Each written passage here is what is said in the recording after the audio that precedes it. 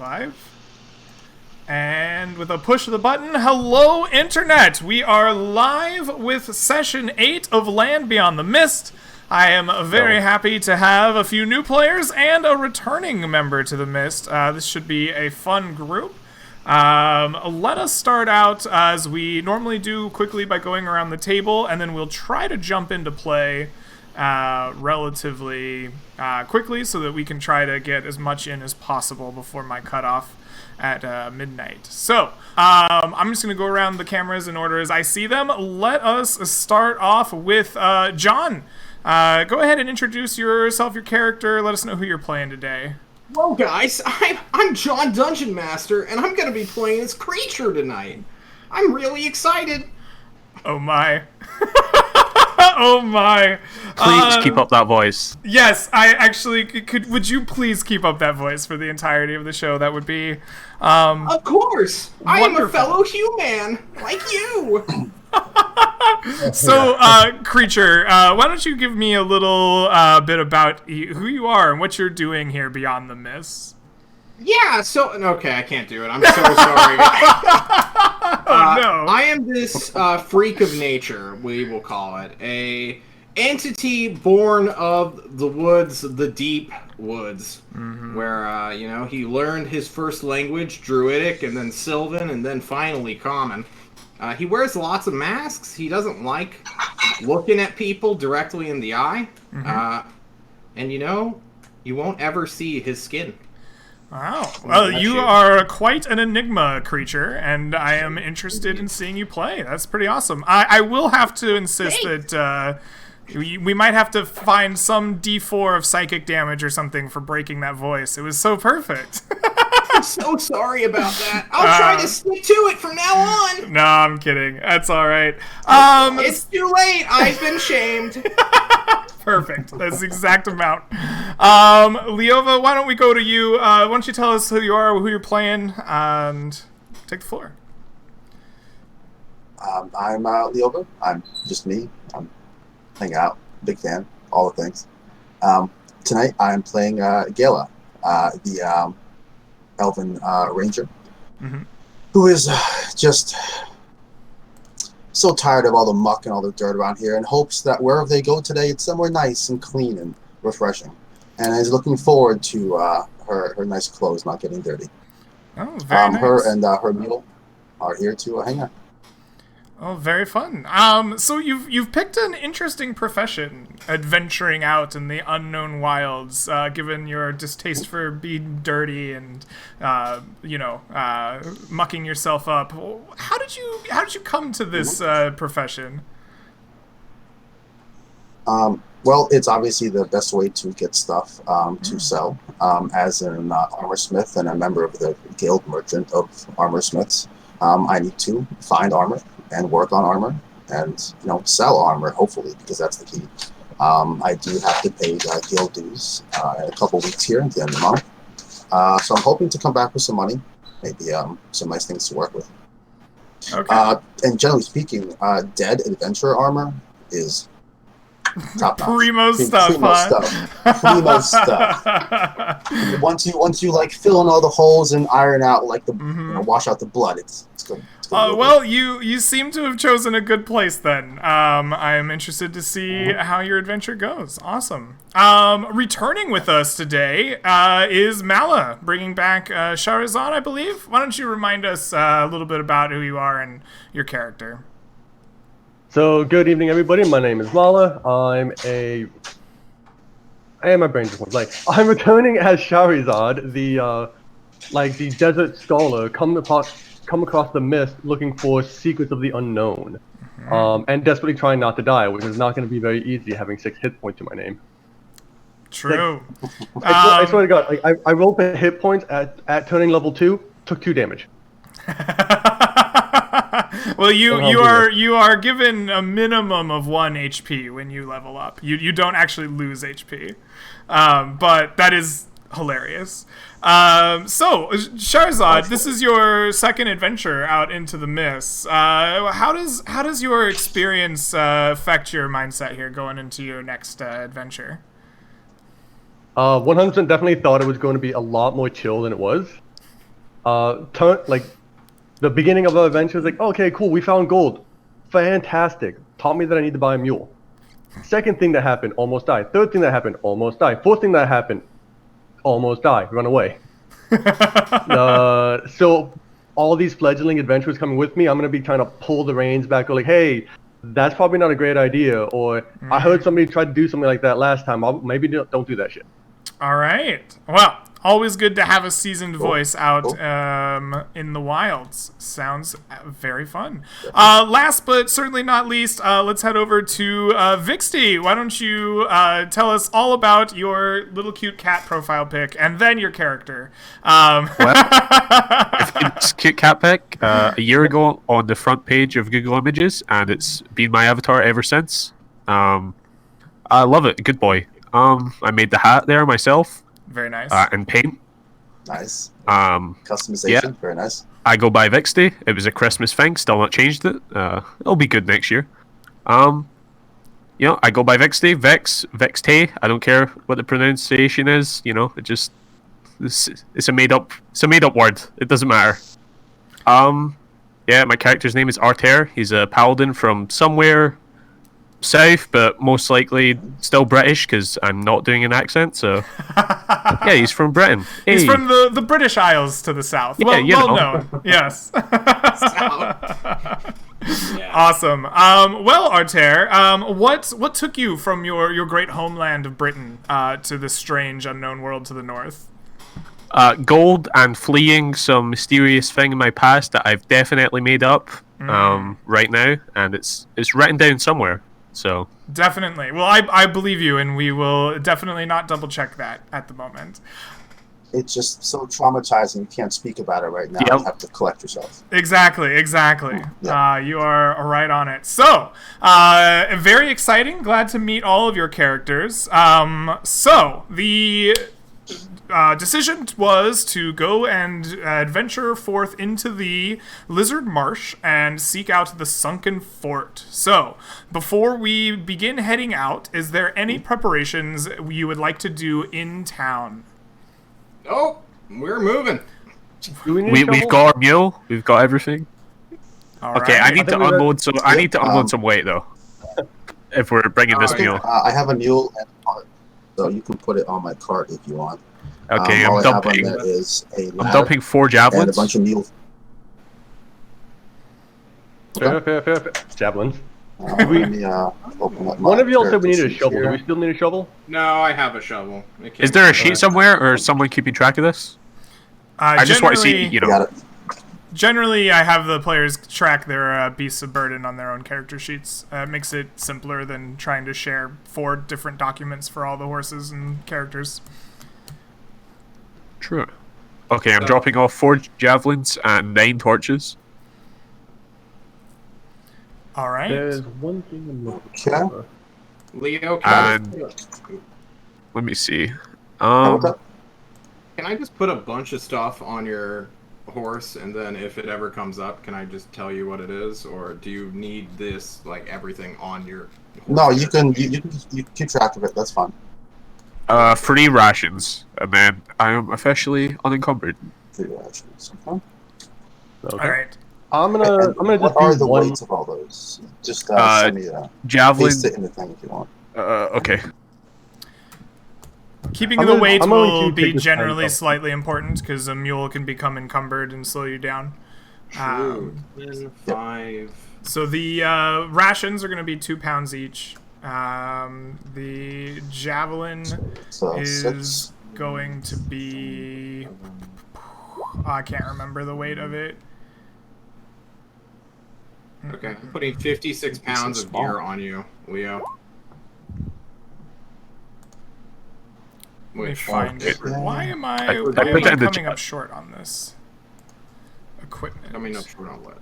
On my brain should be able to pick out the javelin. I have done it enough times. But my- It is 2 weights, or there 2 we pounds. go. Thank you. Javelin, Yeah. 2 pounds. What else did you put on it? I don't remember. 3 rations and 9 torches. Do you have The feed torch. for your animals, guys? Yep, I have 10 days. So the torches 10 will days. weigh 1 pound each for you. No, you have 10 days for your mule, right? We're not going to let these creatures And also 10 starve. days for myself. Okay, cool. All right. Depends what we find out there. All right. Oh, that's good. So the mules are loaded up. Other than that, is there anything else you want to take care of before we head out? No. No. All right. Guys, I want to roleplay a lot, but I'm cognizant of the time and don't want us to be here for 8 hours. All right. So the 4 of you pack up, get your mules loaded up and ready to go, and begin your journey out to the west into the Lizard Marsh. What I will need is for one of you to act as the navigator for the party today. Who is that going to be? Well, Creature is the one who wants to go to the swamp the most, so Okay. it would make sense for him to do it. What do you want me to roll, sir? Alrighty, I want you to choose a goal for the day's journey, and a route you intend to go, and I would like for you to choose a pace that the party will move at. Okay. John does not remember all of the paces, and I hope you will forgive You me. can move at a slow pace, a medium pace, or a fast pace. The slow pace, of course, is 1 less hex than normal, but you are allowed to forage for food normally, and you are at advantage to perceive danger navigation checks. A medium pace has normal movement, but you forage at disadvantage, and a fast pace increases your number of hexes moved, but you cannot forage for food, only for water, and you have disadvantage on the rolls to replenish your water and perceive danger and navigation. Okay, cool. And I should not have visibility of these hexes of which you speak. You correct? do not get to know the hexes. You know generally that you travel, ideal circumstances, about 24 miles. Dope. Then I suppose we're going at a slow pace. Okay. I wish so much to find a fish, as well as any plants that I can get drunk or high with to party with the animals of the forest, if that needs to happen. All right. I don't know how you do perception, but I have 21 passive perception. Oh, very nice. You will be on the lookout for plants and fish to get high with, apparently. So your route for the day, you're heading as straight as you can by your knowledge to the Sunken Fort northwest? Yep. Okay. Excellent. So for your navigation, you're moving at a slow pace. Go ahead and give me a survival wisdom check at advantage. The first day of travel goes mostly through the pasture lands and rolling kind of farms and towns and villages that surround Farfield Keep, so your DC will be 10. And you... Why don't I just crit it on the first one? Perfect. And you are very good at traveling through the pasture land. You keep yourself perfectly northwest, and the party heads out. You begin crossing, as I said, the towns, the pastures, the villages. It takes you most of the day, and you only have a few hours of light left as you begin entering into more of the marshes themselves. The pasture lands kind of flatten out. The land becomes mushier, right? Muddier. Your feet slosh a little bit as you get into it, and then slowly the marsh itself kind of creeps up around you. Large ferns grow up to about your waist in height. You can hear kind of the trickle of running water. There are spaces where the marsh itself is even overflowed, right? It's a little bit what's the word I'm looking for? Flooded in areas, and there will be higher ground and rocks. It's hard going for the carts and the mules, but you trudge your way through with excellent navigation from your leader. Tell me, as I roll for encounters here, what is it like as you reach the marshes here in your first day of travel? How are you in the party handling your travel? What is it like as you go through? Creature is hopping around like doing like squats and jumping somewhat like Gollum would. So like every so often you lose track of Creature as he like ducks beneath tall grass, scampers forward looking for like bugs, berries, anything he can just like take like off the ground and, you know, put it on himself somewhere. And then he'll jump back up again and say, "I have found the path, come!" Just screeching at you all as you three, I mean, I don't know what you guys are doing. Charizard is 100% Gala doing is everything just- in her... Sorry, what? Go on. No, go ahead. Sherazad's You doing go. everything in her power not to touch mud. So she's probably like hopped up on top of her mule since it's a bit under encumbered anyways, and just staring at the like mucky wetness around her, just pure disdain. Pure Oh, that is perfect. disdain. Because I'm right next to you, and I have the same disdain for this horrible muck. Except I have a little vial of perfume that I occasionally spritz myself with as we travel, and I offer some as we go and say, here, this will make you. This will help with the smell. It won't help with the flies, but the smell. I'm gonna dampen like some cloth with it. I'm just put it around my mouth entirely and give you a cloth too, so you can do the same. Just like, at least it'll smell nice.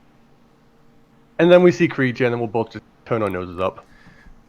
You are traveling along with great disdain, spritzing yourself with perfume, hiding behind a cloth. One of the times, creature pops up, this way, and as he points, the four of you all hear this buzzing, deep and full.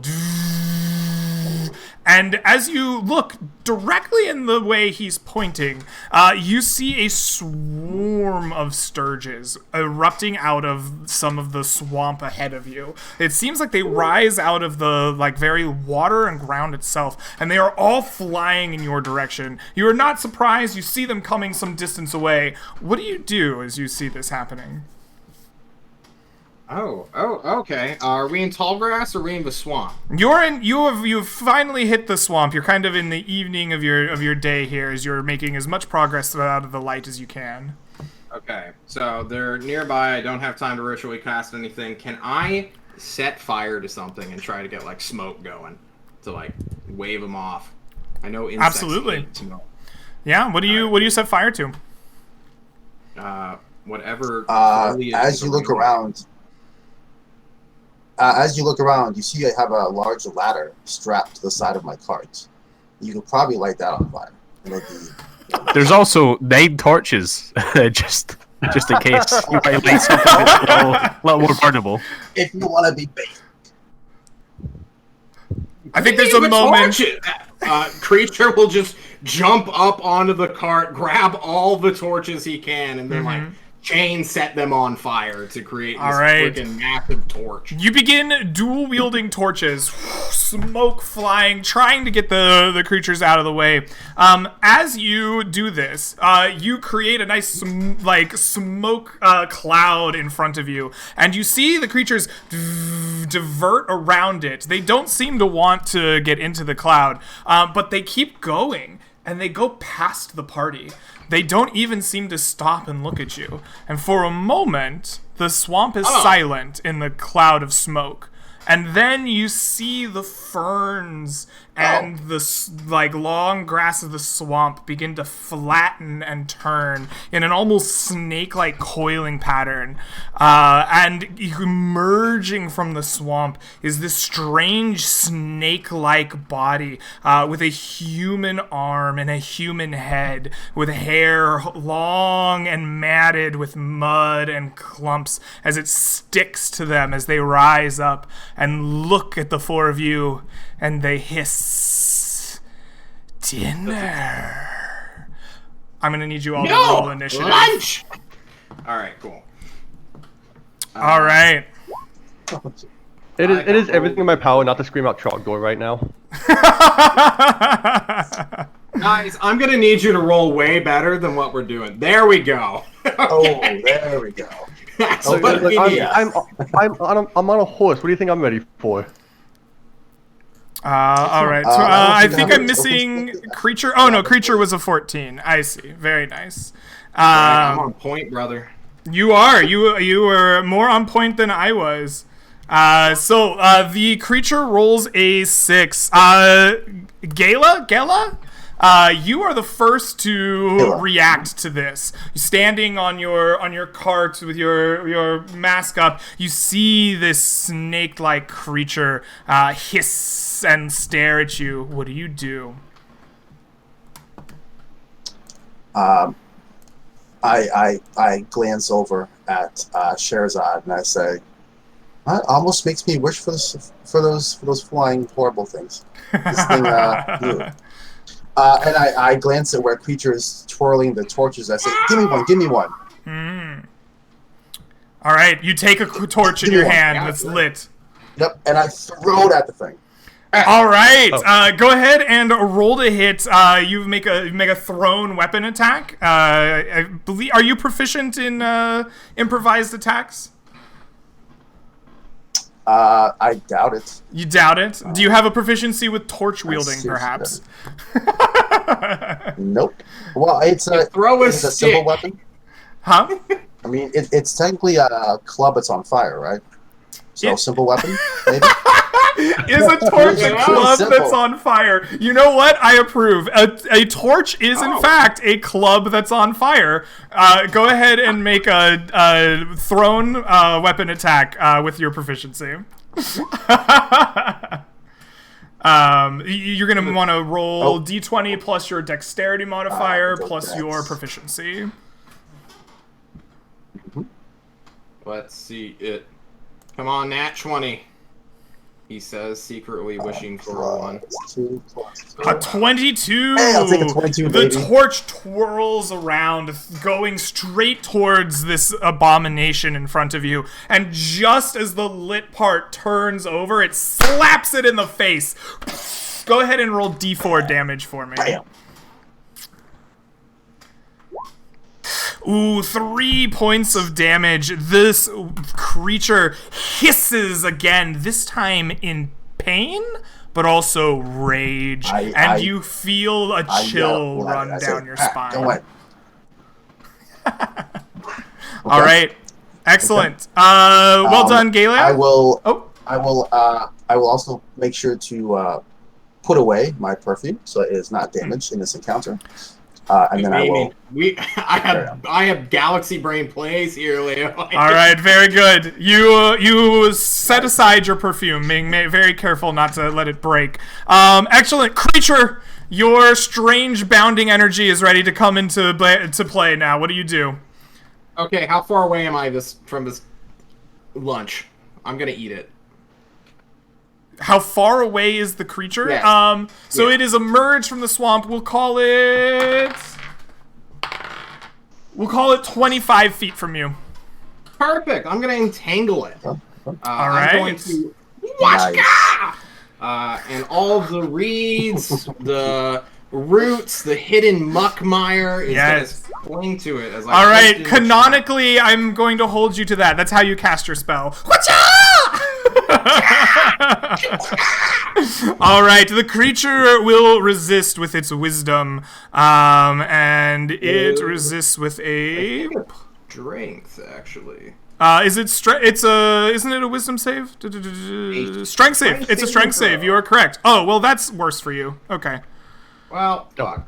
Well, it is okay as the very swamp itself rises up and just surrounds, constricting this creature. The reeds wrap around its snake-like body. The like trees dip down and wrap around its arms and appendages as you entangle it with your spell.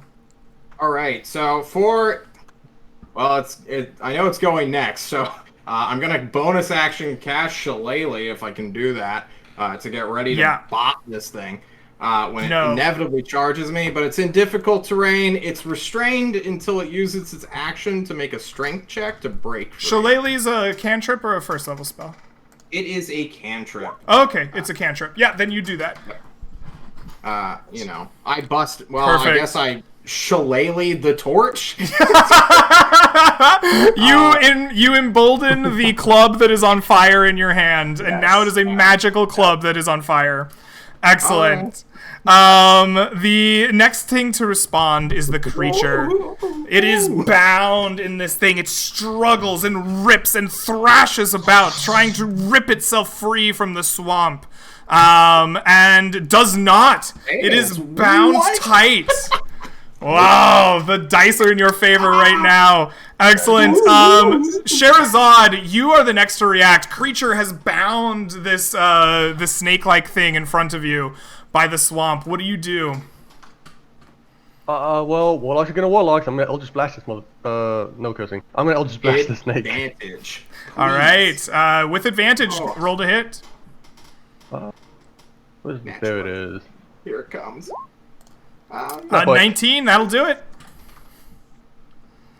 Very For nice. 3 more points of damage, a common damage. Your beam of the stars, the starlight, like, just erupts around this creature, and you can see withering decay on its scaly flesh, and its hiss is one of fear now.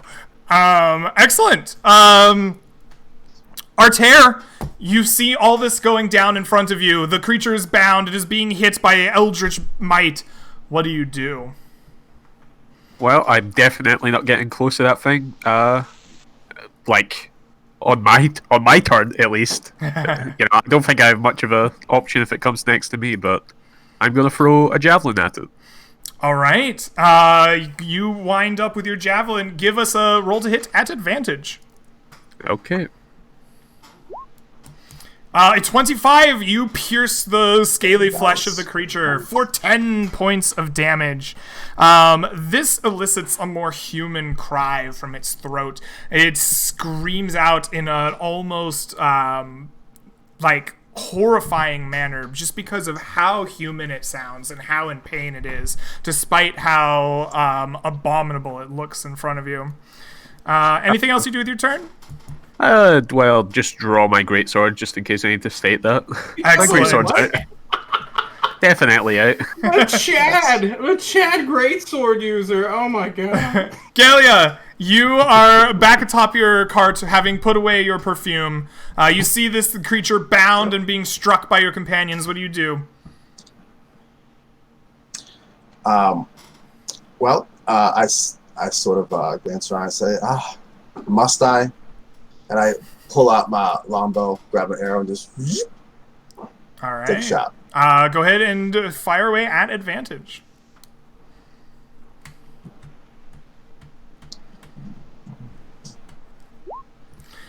With an 8, unfortunately, Ooh. you are unable to get a good shot at it. The entwining vines and the dipping boughs of the swamp trees in this area just make a difficult shot for your bow. You end up just striking the creature, but only glancingly. Yeah, I just kind of shoot into the muck around it. Yeah. Nothing really happens. All right. Okay. Excellent. I look around. That's it. That's it. Creature, you have bound the creature. It is being well and truly held. What do you do? You scream, but your scream shall be my food. I say as I throw just a blob of fire at it via produce flame cantrip. All right. Alive. It is restrained, so it will automatically fail to get out of the way of your sacred fire. Go ahead and roll damage. It is a produce flame. Not Oh, it's a produce sacred flame. I see. So roll to hit with advantage. You did. 17 will hit. 6 fire damage. Scorches Yes, it scorches her, and the pained screams continue. She thrashes about as much strength as she can muster, trying to burst free from your spell, and is still restrained. Ease your struggles. I need your heart. There's just so many vines and so much muck that There even with is. the size of this Oh, thing, it this, just can't get through. Yeah. I Super was born entangled. of the swamp. You merely adopted it.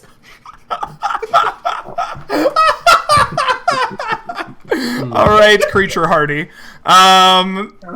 Sherazad, the creature is still bound in front of you. What do you do? Look, I'm still a warlock. There's not much else I can do. I'm not gonna waste a spell slot on him. So just blast it with more nighttime, I guess. All right. Advantage? Blast it with nighttime, please. You hit.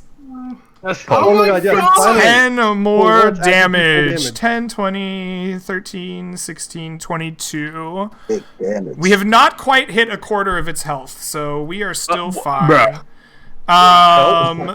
Dagger, Vixty. I need her organs.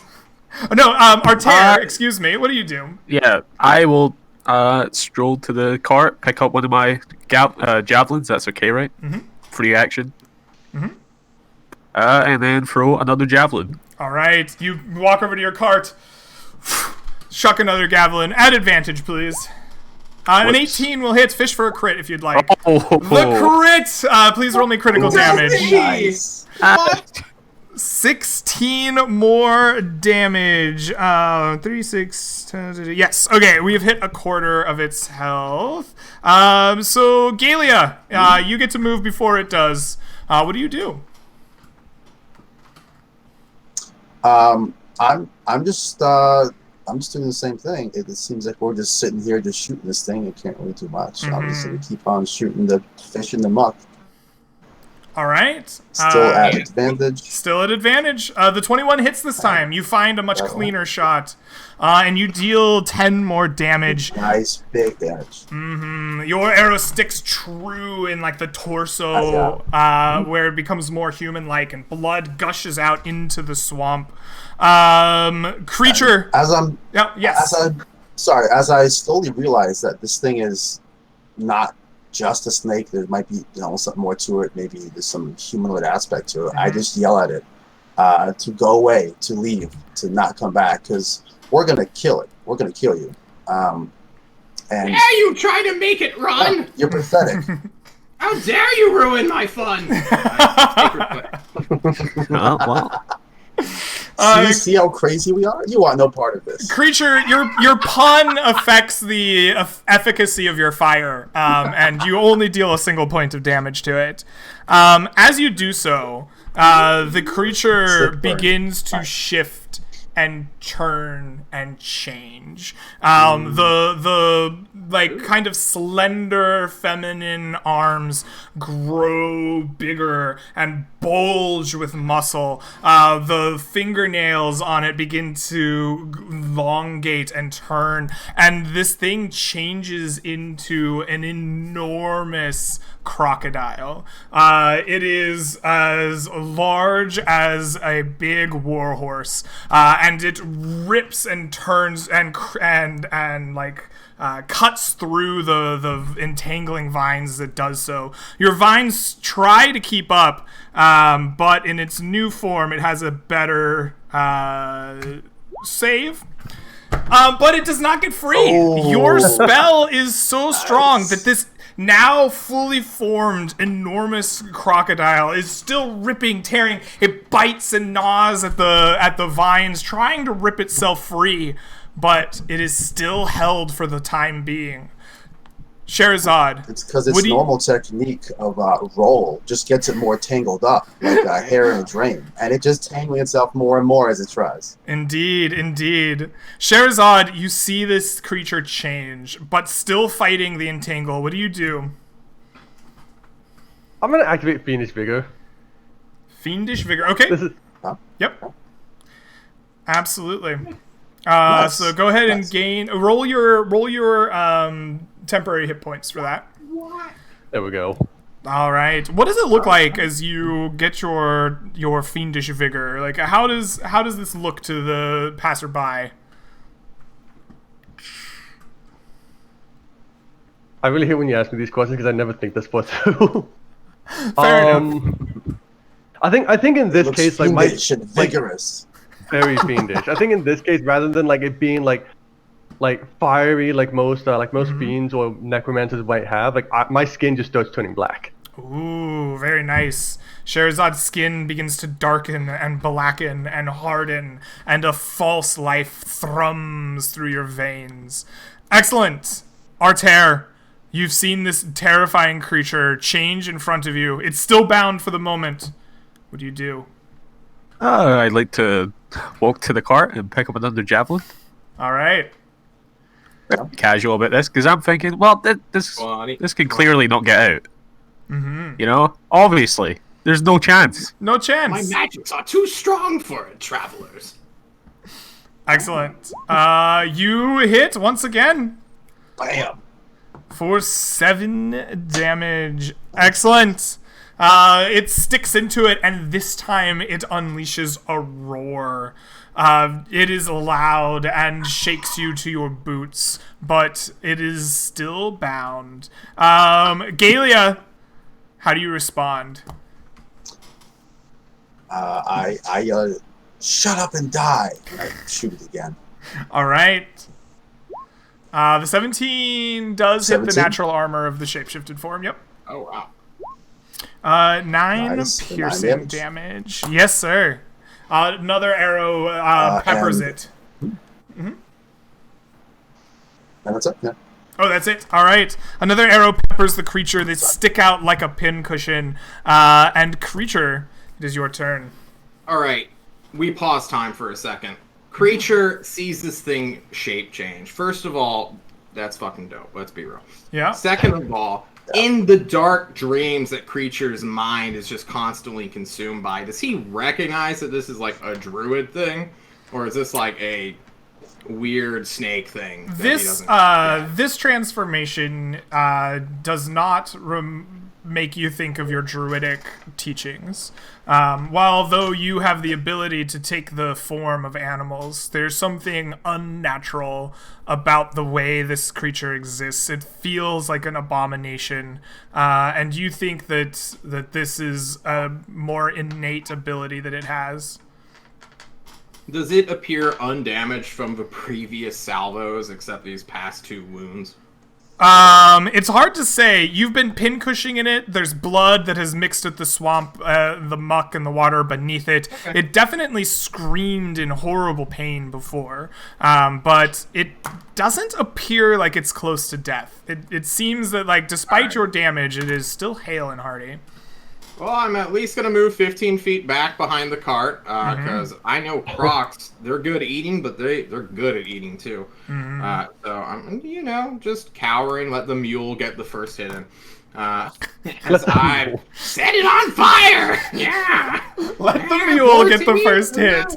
The 14 will miss. You produce flame and fire it at the creature, but as it's rolling about in the muck of the swamp, it manages to kind of coat itself in water and mud, and your flame cannot harm it this round. I look at all my teammates for just 1 second, bust out a small mannequin mask that I just hold in front of another mask that I'm wearing, and in my most human voice possible, just tell you all, that's not a druid, and then put it back up. Excellent. A very salient point. The creature spends its turn snapping, thrashing, trying to cleave itself free of your vines. And finally does! Oh my goodness. Alright. Action. Just a reminder. Huh? That was its action for the rest is difficult terrain. Yeah, exactly. And you see it turn and move away from you with as much of its 60-foot swimming speed that it can muster. So 30 feet. It swims through the muck and water 30 feet away from you all. It is now about 55 feet away, but is now in kind of a difficult place to shoot as it is sliding back through the ferns and the tall grasses. Sherazad, what do you do?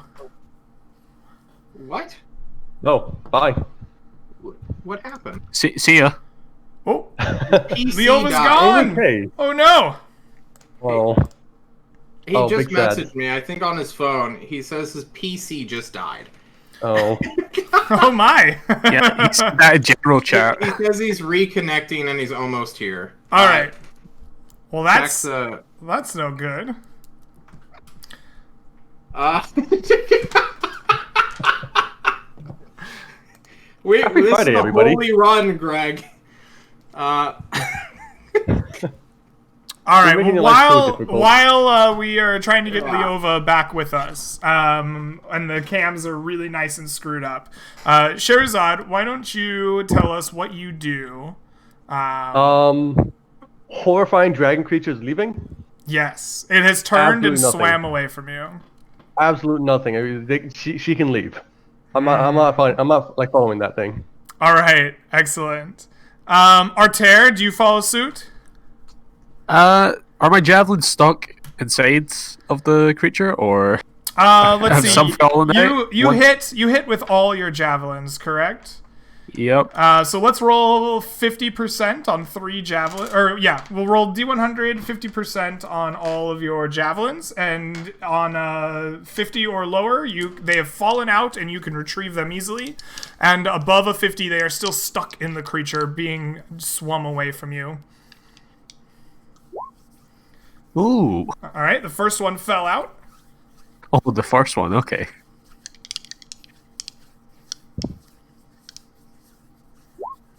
The second one is still stuck in it, and the third one fell out. So 2 of your 3 javelins are lying in the swamp, a few 25 feet away from you. While the third one is being dragged through the swamp by the body of this creature.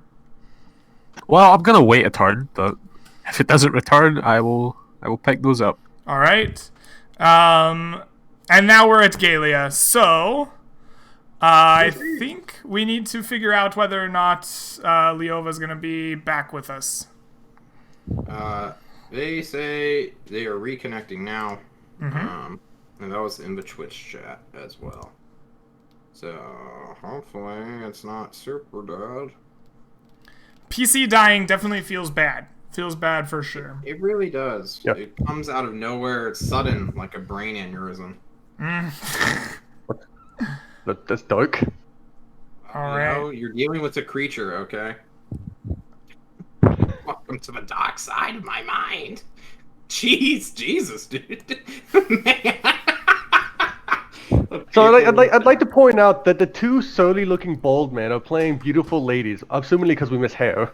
and then we have the one person who's both young, bearded, and vibrant, with a full head of hair, and you're playing like the weirdest thing you could possibly muster. Oh, yes, I am creature.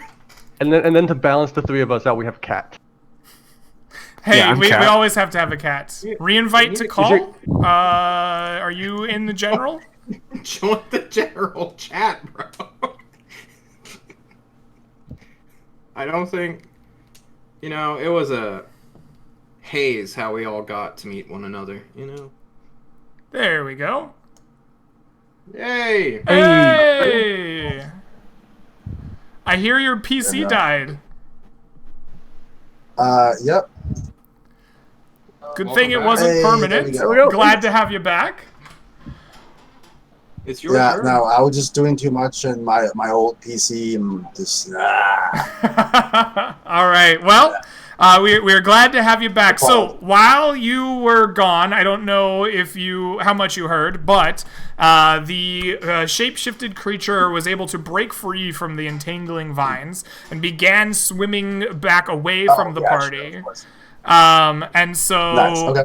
Sherazade and Ertair have watched it swim away, and it is now probably 50-55 feet from you, going through the thickest parts of the marsh as you watch it go. What do you do?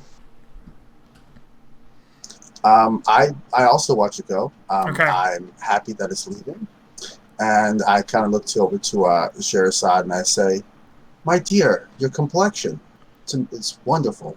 What did you do?" Anyway, you should probably just get out of this. It's just definitely going that way. Dodge that, real smooth. Got out of that awkward situation. Well done.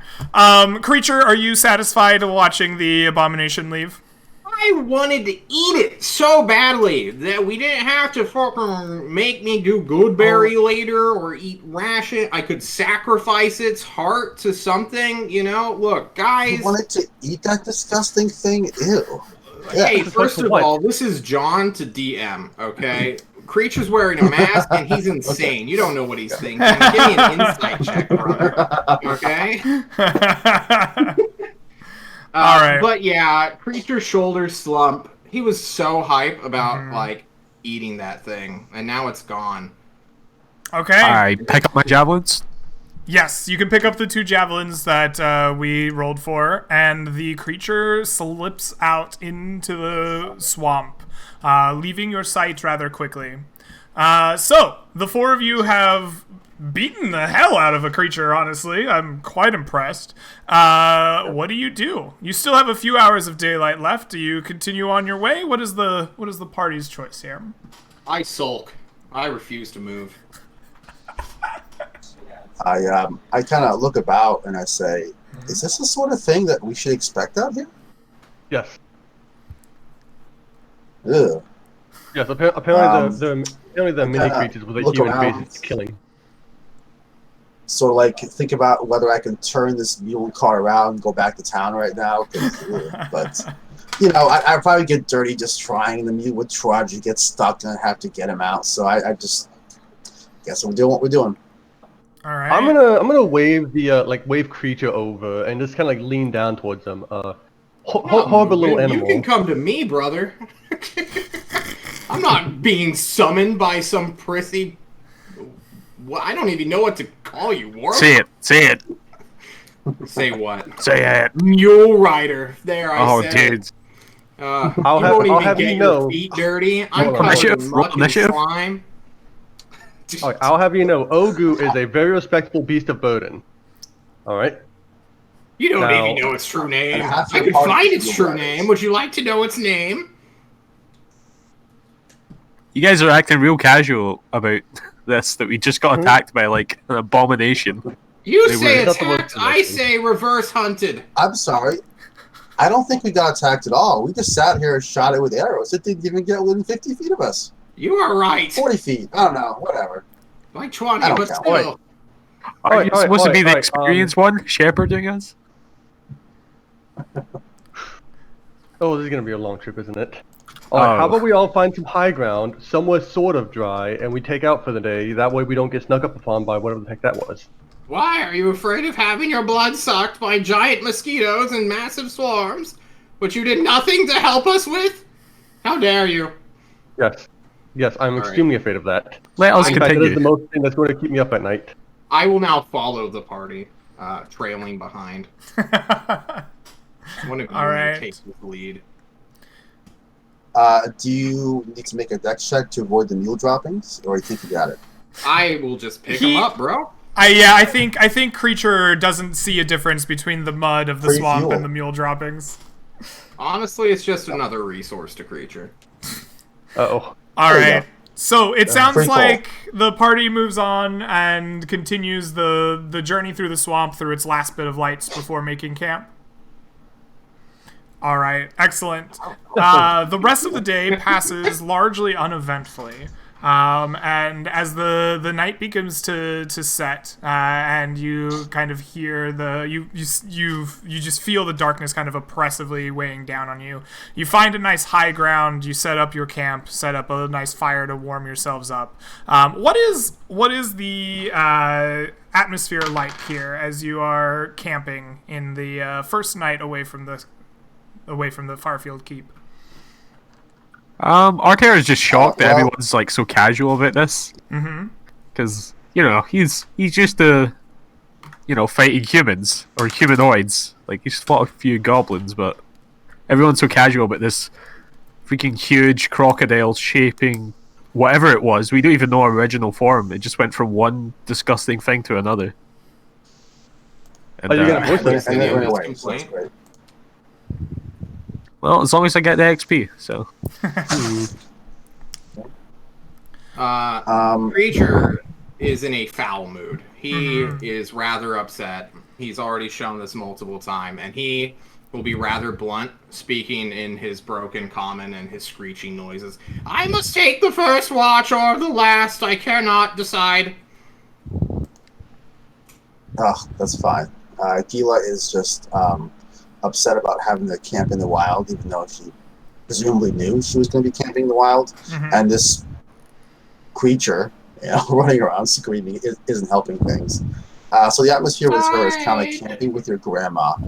She's complaining about all the things, and she's like tidying up incessantly, and she insists on doing like useless nonsense like adjusting everyone's bedroll to make sure it's lined up. She's just a pain in the ass to be in camp with. All right. Well, this disharmonious camp is finally able to get itself to sleep. And According to the dice, Galia, it is on your watch that while you are tidying up and grumbling to yourself about the nature of your party, that you hear a song softly on the edge of your hearing wafting through the swamp in the middle of the night. You can't really tell, but you think that this is harp music. Is there singing or just music? At this point, there's no singing. You just hear the sounds of what you are pretty sure to be a harp wafting through the swamp, and you're just at the edge of hearing it. Okay. I'll look around, see that everyone is sound asleep. I have no interest in the waking creature because he's loud and annoying. But I'll kind of walk over to Sherazade, and I'll say, "Hey, 10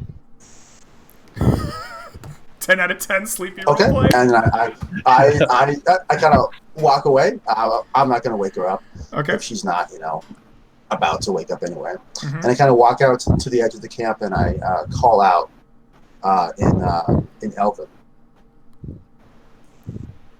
Who's there? Who is it? All right, quick question about having 21 passive perception while being asleep. Do Yeah. I hear this? You are asleep, but you probably hear it, and it makes your dreams very nice and pleasant. You dream of what is the most pleasant thing the creature can dream of? I cannot say it on Twitch. All right, well, I appreciate it. It's crazy. It's just a mad, nightmare hellscape that he just jumps around in, leaping through. Sugar plum fairies of Nightmare Land dance vigorously through your head. Maybe I'm being taunted by, the elves, It could be. Galia, you call out, and you don't get a response back. But instead, the music picks up. It seems to raise in tempo, and it raises in sound. And you, as an elvish speaker, recognize the melody. This is a ballad of love lost. Okay. Gala will look around, grab at her pack for her perfume, sort of adjust herself, give herself a little spritz, and looking down, her armor is too heavy to put on at the moment and to deal with right now. So scale mail. So she just stays in her sort of sleeping leathers. Not armor, of course. Puts Wait. short sword to her side. Sorry, go ahead. Sleeping leathers is just a 10 out of 10, man. That's a good phrase.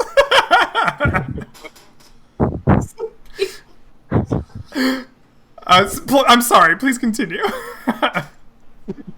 No, it's good. Yeah, she just kind of tucks one of her short swords in, just in case she encounters a snake or some horrible creature, while she's talking to whatever this beautiful music player is, undoubtedly, and she kind of wanders off to check it out. All right. Goodbye. Have a good time. See you later. Actually, let me. She's not stupid. Let me make just a wisdom save because.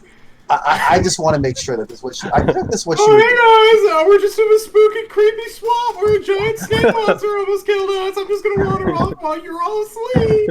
Okay. She's gonna walk over to Sherazade and attempt once more to wake her up before wandering off alone into the swamp. All right. I mean, you're not gonna have a hard time, but I'm not happy about it. I say, come with me. Don't wake the others up. They're guys. They're just such. They always take things over. Just us ladies. We'll go check it out. Okay. I hear what you're saying, but in what sane world is this going to ever benefit us? Not telling everyone else where we're going to be. All right, let's go. Hold on. Like I'm gonna I'm not gonna put my leather armor on. I'm not that kinky. I'm just gonna grab my quarterstaff, and I'm gonna bump Artur on the way out. He's like, get up, we're walking to see something. What's happening? What? No, just listen for us. If we start screaming or whistling or some shit, just come find someone. Find someone where? I can't see in the dark. But just listen out, okay? Just look. And I'm just gonna keep walking. Just I leave him can't there. see. I'm gonna set one of the torches on fire with with my hand, and it's like, there, you can see now. It's amazing. Yes, you're welcome. I'm So, gonna follow. Just so I know, if you end up screaming, I should come running in a general direction, and hopefully be there in time. Where are you going? Why are you going? What like this music? You're going to there? You're going to investigate without us? Why? What do you think that is? Some So weird do that. language? I don't. Certainly death, but other than that, I don't know. Okay, well, you know, I always assumed Creature would be the one to kill us all while we're out here, but... What? The bullying is real. Hey, you're asleep. Roll insight check, buddy. Okay, no, don't. Hey, don't make me rules lawyer. Guys, look, if you're asleep, you got a -5 to passive perception. I've been awake this whole time. Okay. Alright, if you guys wanna continue to your death, I'm not gonna stop you. Okay, goodbye. I'm going back to sleep.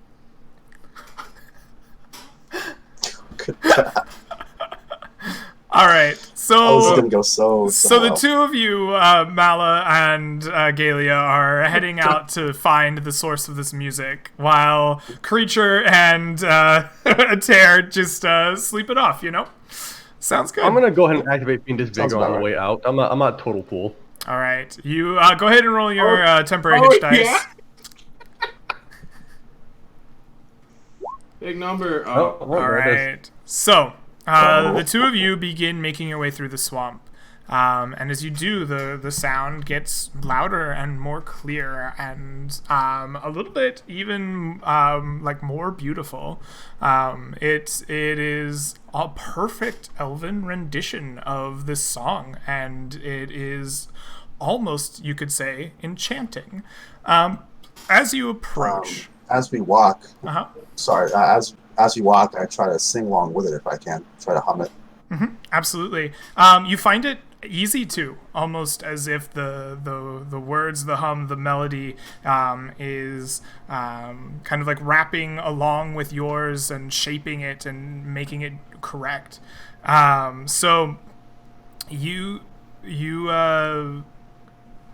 approach and get to a small clearing in the swamp. As you get to the very edge of it, the two of you see a kind of small spring of clear, fresh water kind of bubbling up out of the swamp. And in it is a beautiful maiden of perfectly like golden skin. It is as if like the flesh of an acorn were made perfect and smooth. Her hair is auburn red like the foliage of the leaves, and her back is to you, but she wears nothing, and plays at this beautiful harp with her like feet dangling in the stream, blissfully unaware of your presence. Okay, well, we I found out what it is. will, Go back. Yeah, no, I will softly approach and say softly in Elvish, maiden of the forests, maiden of the stream. My name is Gala. May I sit with you? May I splash in these cool, crisp waters with you? Here, I have a gift. And I offer her the perfume. All right. As you offer the perfume to her, the words finally break through like the haze of this song.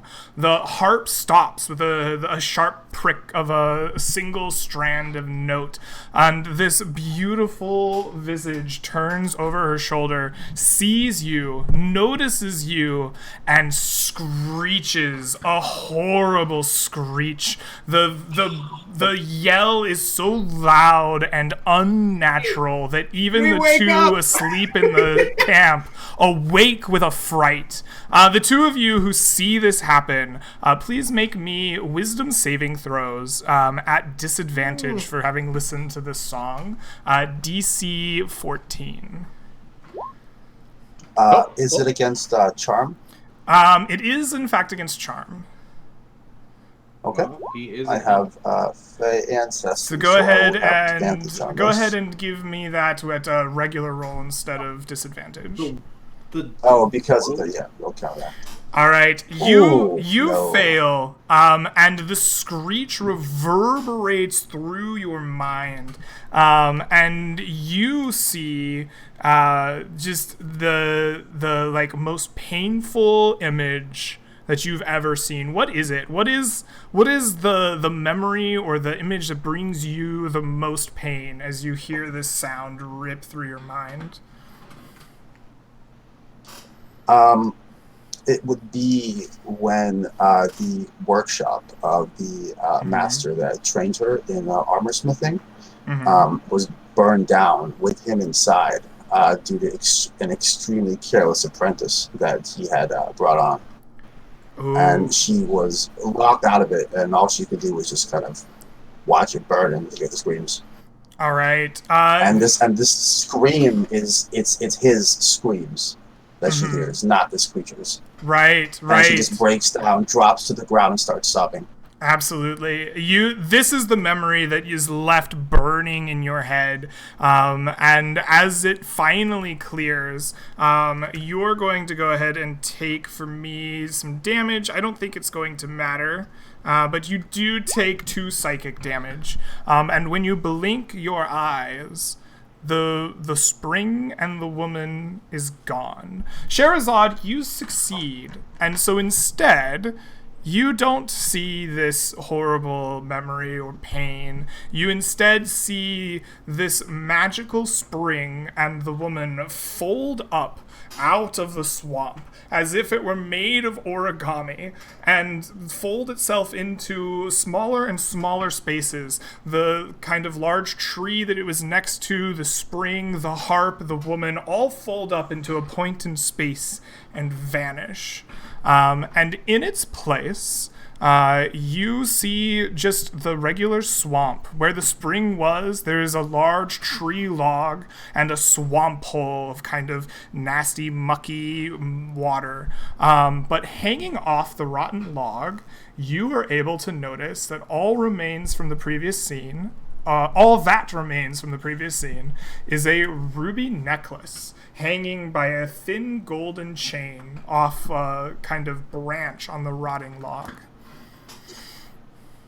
So, I have Eldritch Sight as an invocation and can detect magic pretty much constantly. Do I notice anything untoward about the magic on this locket? The locket itself does radiate magic. Eldritch Sight just gives you detect magic, right? Yes. I'm just gonna double check what it does exactly. Eldritch Invocations. So during this time, can a creature like sprint over to where this happened and like look at the dead log, which he is the most interested in? Yes, you can sprint your way over. You see your companion Galia like doubled over in the muck, like crying. I ignore her. I don't care. I want that log. That log. Don't care about the necklace. That log, though. Shahrazad, your Eldritch Sight shows you that the necklace is in fact magical, and it bears upon it a faint aura of enchantment. Okay. I'll follow the horrifying monster over to the log, and if he doesn't swipe it before me, I'm going to pick up the necklace. Oh, was it? I thought it was above the log, like on a tree branch. It's like hanging off of one of the like branches of the rotting log. Oh. Okay, my bad. I feel like such a loot hog now. I want to go in and get those magical grubs. Okay. you see that's funny. creature tearing apart the rotting log and scooping up these bugs and like squirming furry things and shoving him down the like hole where his mask is, like disappearing into that like void that is creature. What do they taste like? In the background of all this, Gala is just sobbing, and her cries actually become like the song, just inadvertently, like subconsciously. But it's totally like messed up with the tears, and it's real bad. What the hell happened? Arter's finally there, just like loosely got his chainmail on, not got the undershirt. Yeah. What? Seriously, what happened? What, like? I'm not sure. Banshee maybe, or Siren. But Okay, and it just left you? It didn't kill you? I mean, I guess. Would be undead, my paladin friend. Check that. You yeah. are the one who decides. Okay, I'll throw up a divine sense. Are they undead? How far does your divine sense spread through the 60 swamp? feet. I don't like how you asked that. Within 60 feet, you do not. Within 60 feet, you do not Glance detect over at any. 61-foot undead. You do not detect any undead fiends, celestials, or what is the other one? Nothing undead. Outriders? Right. Nothing unusual here, but like, so now. what? Something magical, just like a banshee or siren or something that sings an elven song, just scared you and then gave you a necklace. Surprised? Yeah. No, maybe this Welcome to just the happens up here. I don't know. No. My friend that's it. Paladin, you come from a strange land, and that's saying a lot coming from me. Okay. I go back I mean- to eating bugs.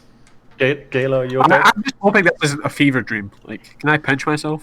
You pinch yourself and it hurts. Sorry, Leo. What was your question? No, Gala's she's just still in control with sobbing. I couldn't save him. And just Hunter, need can to you hit her. Any attempt to I'll like- take her back to camp. she'll probably be at it for a good like 4 or 5, 10 minutes maybe. Hopefully not that long, but like left alone, she'll just tire herself out. Arthur, can you help me get her back to camp? Sure. Hey, Greg. Creature, you coming along with? Wait a minute, Greg. Yes. Where are you? Do I spot any night fowl, owls, rodents maybe, swamp creature, lizards? Sure do. Any- Yeah. There are small minks swimming around in this area. They seem to be hunting in the night for other small rodents or eggs. Minks? More like Perfect. sticks. Go cry somewhere else. Okay, so taking off human mask, putting on one made out of bird bones and crushed berries and all sorts of twigs and whatnot. I obscure my face to look like partially like a tree spirit almost. And then I begin to ritually dance the tongues of these creatures. I wish to speak with animals, Mr. Greg. All right. So you're dancing, I'm crying. How about the rest of you? What do you guys I mean, it's pretty late in the night. I'm just like struggling to see, trying not to fall in the swamp. I think two very, very tired Arter and Sherazade are carrying the like crushed, emotionally just like sad, crying, sobbing Galia back into camp while Creature dances his natural like thing, in the background. Yeah, as your dance concludes, you can speak with animals.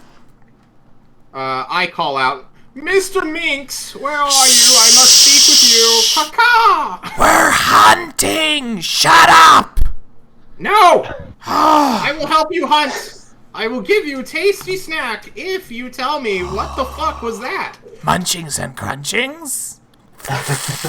Of course. The minks all, like, run up to you, and then they sit up on their hind legs, like, oh, munchings and crunchings. Minks are cats, right? Think like a weasel. A mink is like a yeah. aquatic weasel. I'm thinking of a lynx, my bad. Yes, I look at this weasel thing that stands up. I break part of a ration mixed probably with something that only animals would eat, which is what I eat. Sprinkle it on the ground and point out the pack leader, the alpha, or matriarch? I don't know how minxes are organized. I don't know either. They're weasels. I don't know. The Weasel Leader. That's fine. The Weasel Leader. There was a crying, sobbing creature here, and not that one. I speak of the music play. Do you understand music, my good friend? Yes, it was good cover while we slunk along in shadow. Now we don't have to hunt. We eat these. Quickly, get them! And the like other minks just like jump on all the rations and start holding them as you like they look at you. I'm gonna cast Animal Friendship on one of them. I need them to be still so I can truly question them. All right, the minx was taken in by your rations, and you cast magical Animal Friendship on them. You're on very good terms with the minx. Perfect. Now I need you to listen, and I know that's hard, and I don't need you to listen for long. This is not a... Well, I could enslave you forever, I suppose, but I don't want to do that. Now look, my good charmed friend, do you know what that was, or are you too feeble-minded to understand what is going on in these lands? She comes, she plays, she goes away. Just like that. Happens all the time. Usually doesn't scream. Doesn't scream. Have you seen any goblins recently? Do you know what a goblin is? No. No. What do you know? Yes? I don't know. There are big lizard people and small lizard people. And then there are things like small lizard people that are squishy and we eat them sometimes.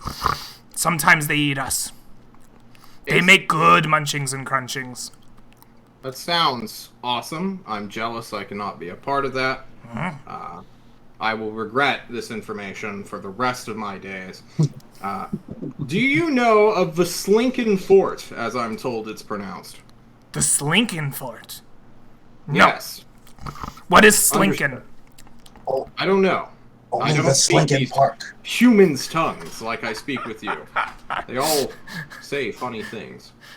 Indeed. Their actions are incomprehensible.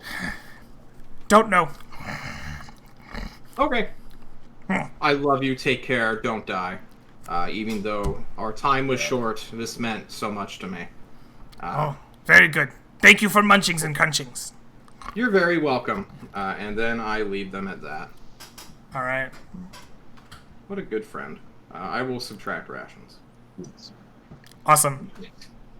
So, the party, after some misadventures out in the middle of the night, reconvenes, and the rest of the night goes by uneventfully. So, we will wake up the next morning, but we need to satisfy a few things first here. You have traveled an entire day, so I will mark your progress off on my map. But let's make some foraging rolls for that day of travel. Each of you will get to roll at advantage for going slowly, and you went through the pasture land for the majority of the day, so it is DC 10 on a survival wisdom, unless you have another skill that you would like for your foraging and surviving to kind of come into play. Cool. Does this count for, like, water? It does, yes. So a success on this, as long as one person in the party successfully forages, then all the water skins are filled. Excellent. I have a quick question for you, because I don't know the DC for the swamp. I have this spell called Purify Food and Drink. Basically, it's a ritual spell in a 5-foot radius within 10 feet. I can just purify drink and food. Could I turn swamp water into, like, sustainable water with, like, you know, the proper punching into the So earth and... probably that works. I didn't consider people purifying swamp water. In general, that is against the, like, spirit of the adventuring rules. So let me put it this way. If you would like to do it this session, I have no rule against it specifically, but I will change that in the future, probably. Honestly, I'm completely okay not doing this. Okay, yeah. I just have it on my spell list. Yeah. Purifying food and water is something that I think of as, like, purifying rancid or, like, diseased or poisoned food and drink. But you bring up a decent point. If you're traveling through a swamp, it kind of makes sense narratively. There's more than just water in there, though. It's a lot of muck, a lot of grass, a lot of dirt, a lot of rocks. Like, the water is pure, but everything else is still garbage. So even then, I don't think it'd be. I think it's kind of against the spirit of the adventuring rules I created, but I don't have anything to prevent you at this time. So survival rolls, all check out. Every single one of you managed to successfully forage for food. You found plenty of time for your pack animals to graze in the pasture lands. They do not need to mark off any rations or any feed for the day. Your water skins are successfully filled, and you have completed a night's rest. So you may roll any amount of hit dice that you have available to you in your pool to recover HP, regain any class features or spell slots that you are entitled to by a long rest in the PHP, and then at the end of that, half of your hit dice rounded up can be recovered into your pool for the next day. Could I have used lay on hands on Gala? Never mind. You can just roll a 10. Heal forever. Oh, I mean, yeah, you're welcome to use lay on hands on me if you want. No, it's okay. Because this is only, after the sleep, so until then I'm still wounded. Sure. Wait, was it only like 2 damage? It was. Yeah, it's not much. It's mostly psychological. Like, she looks totally unharmed. It's all psychological damage. Basically, when you were crying, I panicked. Lay hands on. I probably came back. I probably like ran over, put some lay on hands on you. Realized it wasn't that bad. And, all right. We're allowed to change our spells during this time. Right? You are allowed to change your spells. Yes, you've just completed a night's rest if you would like to. Navigator, I assume, creature, you're going to remain in that role.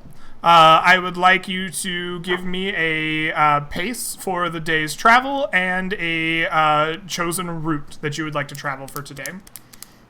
Okay. Do you have Navigator's tools, out of curiosity, creature? Do John? I have... Yeah. You were asking this weird swamp thing if he has Navigator's tools. No, I do not. I'll say this no.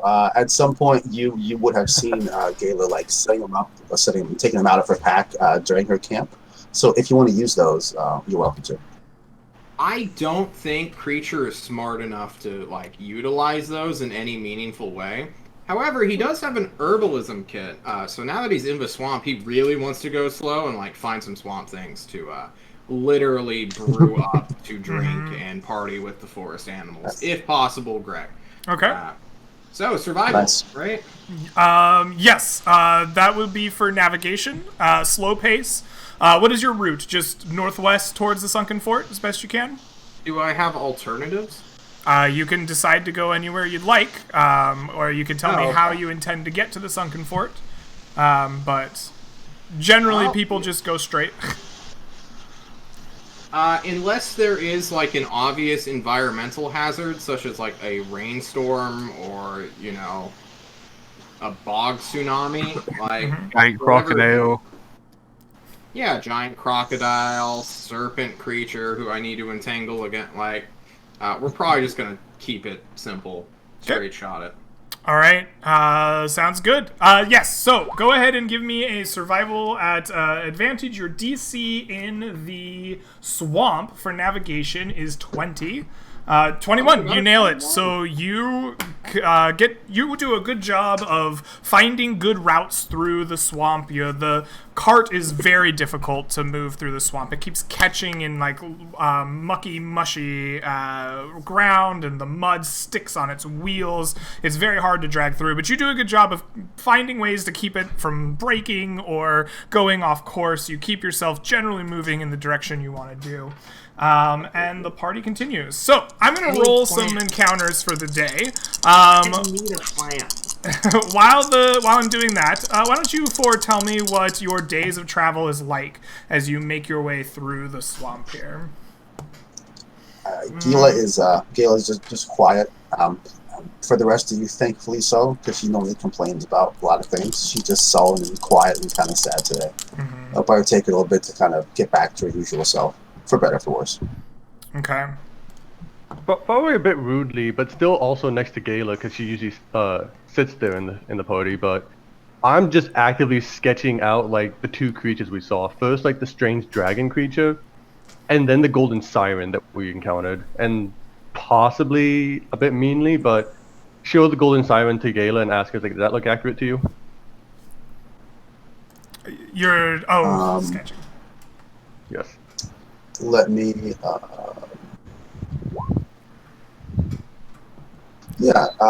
Gala looks over and says, "That's probably about right. There was a little more of a claw thing happening, but other than that, looks pretty good." Fair enough. Arter's just like probably behind the cart, having to like basically pull it out every time he gets stuck. You know, and he's laser focused on not getting ambushed by a giant crocodile. Absolutely. That is a good thing to be laser focused on in this swamp. So as you're doing that, you're pushing. Hold on. Okay. What are you up to, creature? My creature just gets hand waved now. Everyone thinks he's just a one-trick pony. I get it. Look, creature is not unaware. He's got passive perception 21. He sees elf lady. You know, she's been going through a tough time.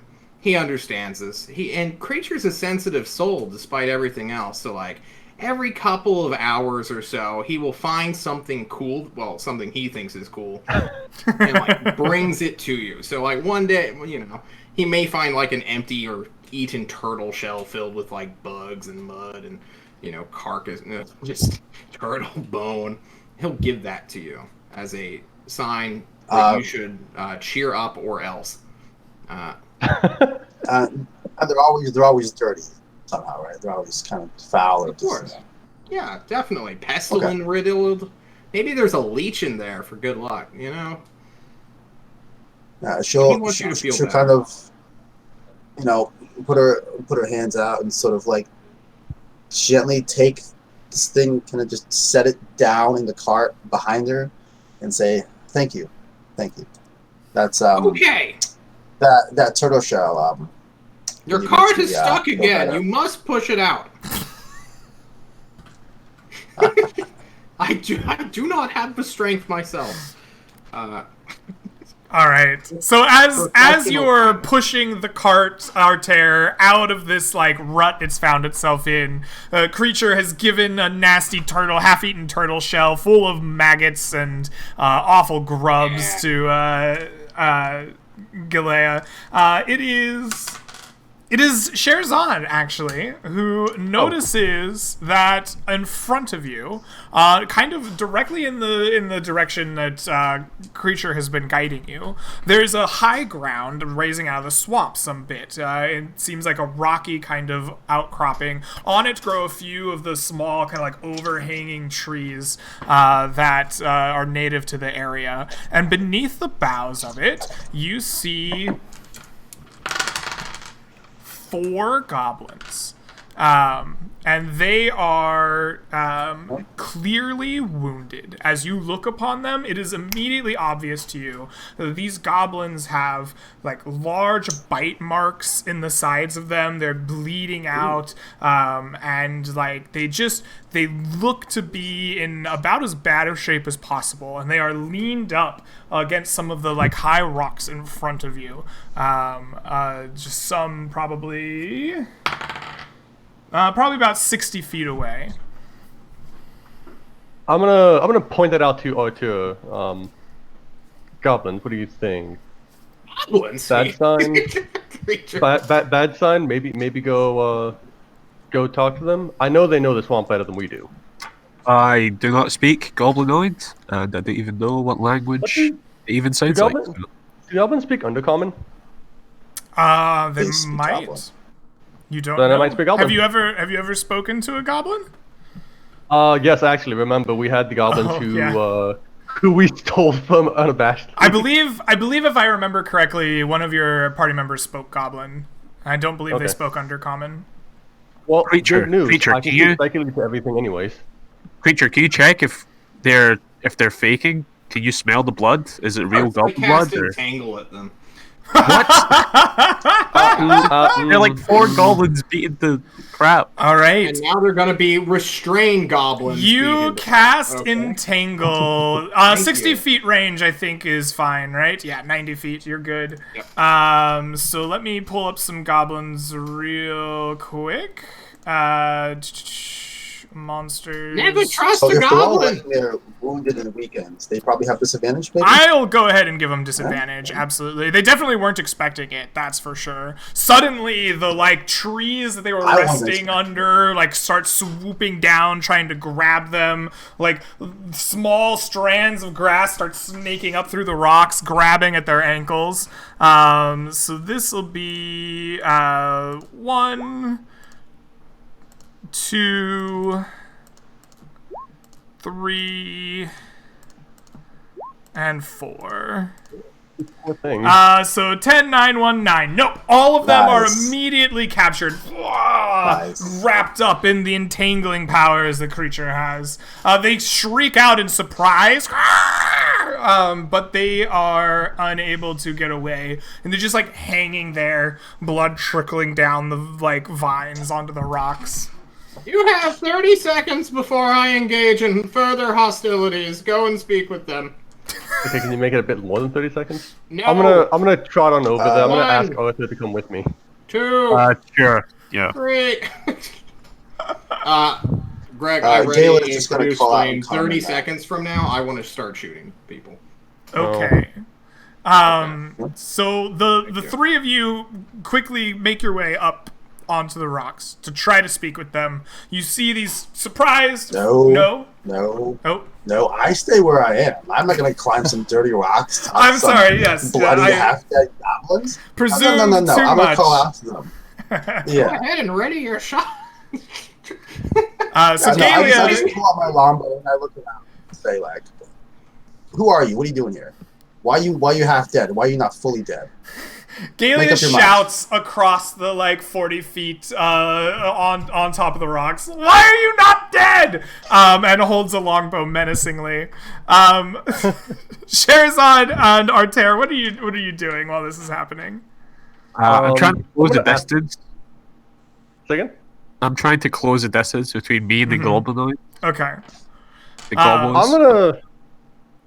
I'm gonna approach a slightly less like aggressively, which is a far sign considering everybody's shooting bows at them currently. No one's But shooting. I'm gonna ask first if anyone knows if any of them know common. All right, Arter and Sherazad, you rush up the 40 feet to these rocks. You climb on top of them and you go, "Hey, do any of you speak common?" And as soon as the words leave your mouth, a produce flame shot comes flying by your head at the goblins. Go ahead and roll to hit, if you will. An I 18. would love to. Does that hit, I assume? Yes. How do we feel about PvP in this? 2 flames. How hurt was this goblin? I don't know. Oh, this was a very hurt goblin. So you speak to this goblin like, "Hey, do you speak common?" And the goblin goes, and dies. Now there's just a corpse of a Okay. goblin. The 3 remaining I guess goblins we're all shooting. shriek at this. I turn around and like shout at creatures, "Stop, you idiot! Stop!" Okay, fine. They're intimidated. We Yeah. didn't need them intimidated. It's, I would say so. there's no helping that one goblin, is there? No, he did. He's Okay. burned No. alive. Damage. 2. Okay, okay. Well, Good. time He deserved it. time to go a whole different route. I'm gonna go from like being pragmatic and nice to now being authoritative because now we're apparently murdering goblins. Yes. Like foul creatures. I am Charizard, one of the seekers of the great golden table. I demand your obedience. Okay, sure thing. What attacked you? I'm Before sorry. us. What was that? What attacked you before us? Oh, it was big crocodiles. They were in the water. We didn't see them. We wanted to swim. And then suddenly there was biting and thrashing and ouchie. And now we're here. And now Jimbo's dead. It's not a great day for us. Sorry about that. Sorry about it. Jimbo. We have a somewhat of a loose cannon, even though cannons. do Don't you have cannons up here? apologize to the prisoners. What are you doing? I don't know goblins. As I they don't know talk to goblins the are this. goblins, I'm just gonna keep watch. Okay, Galia, you Oh, no, keep the watch. police, the goblin police. Oh God, You got the cops after them. Get me, boys. You committed a Fair. murder. Stop. We are looking for the great what would they call it? The human built cave. Do you know where it is? I don't know. I think It's so. called the Slinking Fort. The Slinking Fort. Can you just point us in the direction? I Please can't- just give me a reason I can't to... really point right now, but I totally would. You could Do you know what cut we're me talking down. about though? Entangling roots has been long gone by now. It only lasts for a minute. I mean, I thought has you it been more cast than a minute? Entangle. But are the Entangle- goblins smart enough to realize that, or are they just like, we're just gonna stop? Entangle it's just- lasts like a full minute, right? Yeah. 1 minute, but I mean, 30 seconds went by. Apparently. Holy shit, the roots are gone. Oh, it's that way. That Okay. way? Okay. What dangers lie there? Crocodiles, man, don't go swimming. It hurts. Are any of them mortally wounded? or Jimbo just- is. Yeah, Jimbo, but look, Jimbo was holding you guys back. I guess so. He kind of knew the way back home. Oh well, I'm. It's extremely unfortunate. Can I give what like the one that's effed up the most? Lay on hands. Sure, yeah. Let's see. The goblins normally have 7 HP, and there's 3 of them left. Oh god, 2 of them only have 1 HP left, and the one you're talking to has 4. That's some tasty goblins, boys. Yeah, Let's it looks like the crocodiles took a big chomp out of these guys. Yeah, I'll try and like. I'm just gonna quote unquote stop the bleeding on the other 2, so I'm just gonna lose like 1 charge of lay on hands on each Okay. of the level 1s. Okay. Try and get them to calm down a little. Yeah, they're very they're like, oh, look at that! It doesn't even leave a scar. Oh, wait, hold on, I'm gonna need that knife. The ladies love the scars. Okay, so apparently goblins I come from actually North love Dakota. these goblins now. Now you feel bad about obliterating one, don't you? now I'm kind of regretting it, but as you know, creature begins to approach down on all fours, kind of like a monkey walking. You know, how it's like knuckles on the ground. I produce an actual club and look at them for a very.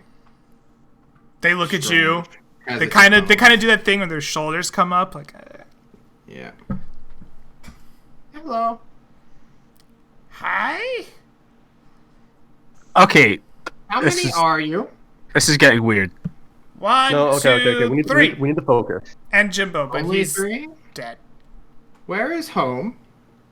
They point like north and east. Like you're traveling north and west. They point where would take you likely based on what you've seen from the maps and what's the stories of the excuse me. God, I'm dying. The other adventurers coming back to town would be into the Howling Fields somewhere, or at least in the direction of the Howling Fields. Why You follow hobgoblins? Big goblins, yeah. You don't want to mess with them. They get angry and then they hit you, and then like if they get angry enough, they put you on the spit with the pig. Not fun. Yeah, that sounds awful. Yeah, pretty rough. It sounds delightful. Now, look, my friends. Now I'm being way too John right now. My friends, my goblin friends. Why are you here? We went swimming. It's a good swimming spot, and then there were crocodiles, and now there's only 3 of us. Are you lying to me? I would never. I don't believe you. Do you know who lied to me? I'm gonna assume Jimbo. It was Jimbo, yes. Would you like to tell me the real reason you're here without your hobgobbo? There's a thing like that way, and he points generally in the direction that you were heading. Underground. There's small ones like us, but lizards. They have lots of things. We try to take them. Oh, How did that well, go? Badly. We kind of fell the same into thing. crocodiles and they ate us. kind of the same thing we're gonna do. You're gonna eat us too? Oh, put the knife The down. legend. You're not gonna need those scars. You are No, very we're gonna let you go. funny, We're gonna let you goblin. go. We're gonna let them go, creature. Lie to them. We're letting them go. Why have- are we letting you them can go? have Jimbo. They are evil. Have They Jimbo, killed our creature. comrades. Haven't killed any of my comrades. This is my first adventure, so until the goblins Let them do. betray me. Kill you. Yeah, Kill actually, your you know, I can think of someone that I'd be more than happy. All right, Greg, talk to me about like how the world treats goblins and if these Badly. 3 people are actually insane. There's two of The Goblinoids I mean, were I'm driven okay. out of the lands of men and elves some generation ago by the Good King. And so there were wars with them for a long period of time. They seem to have come from over the mist. Over here is where they came from. And, you know, it has been at least a generation since the times of Goblin Wars.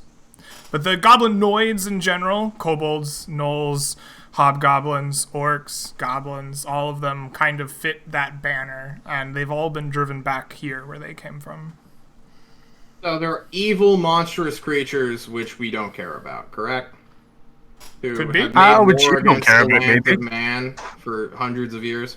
I mean, that is a probably common prevailing thought about them, yeah.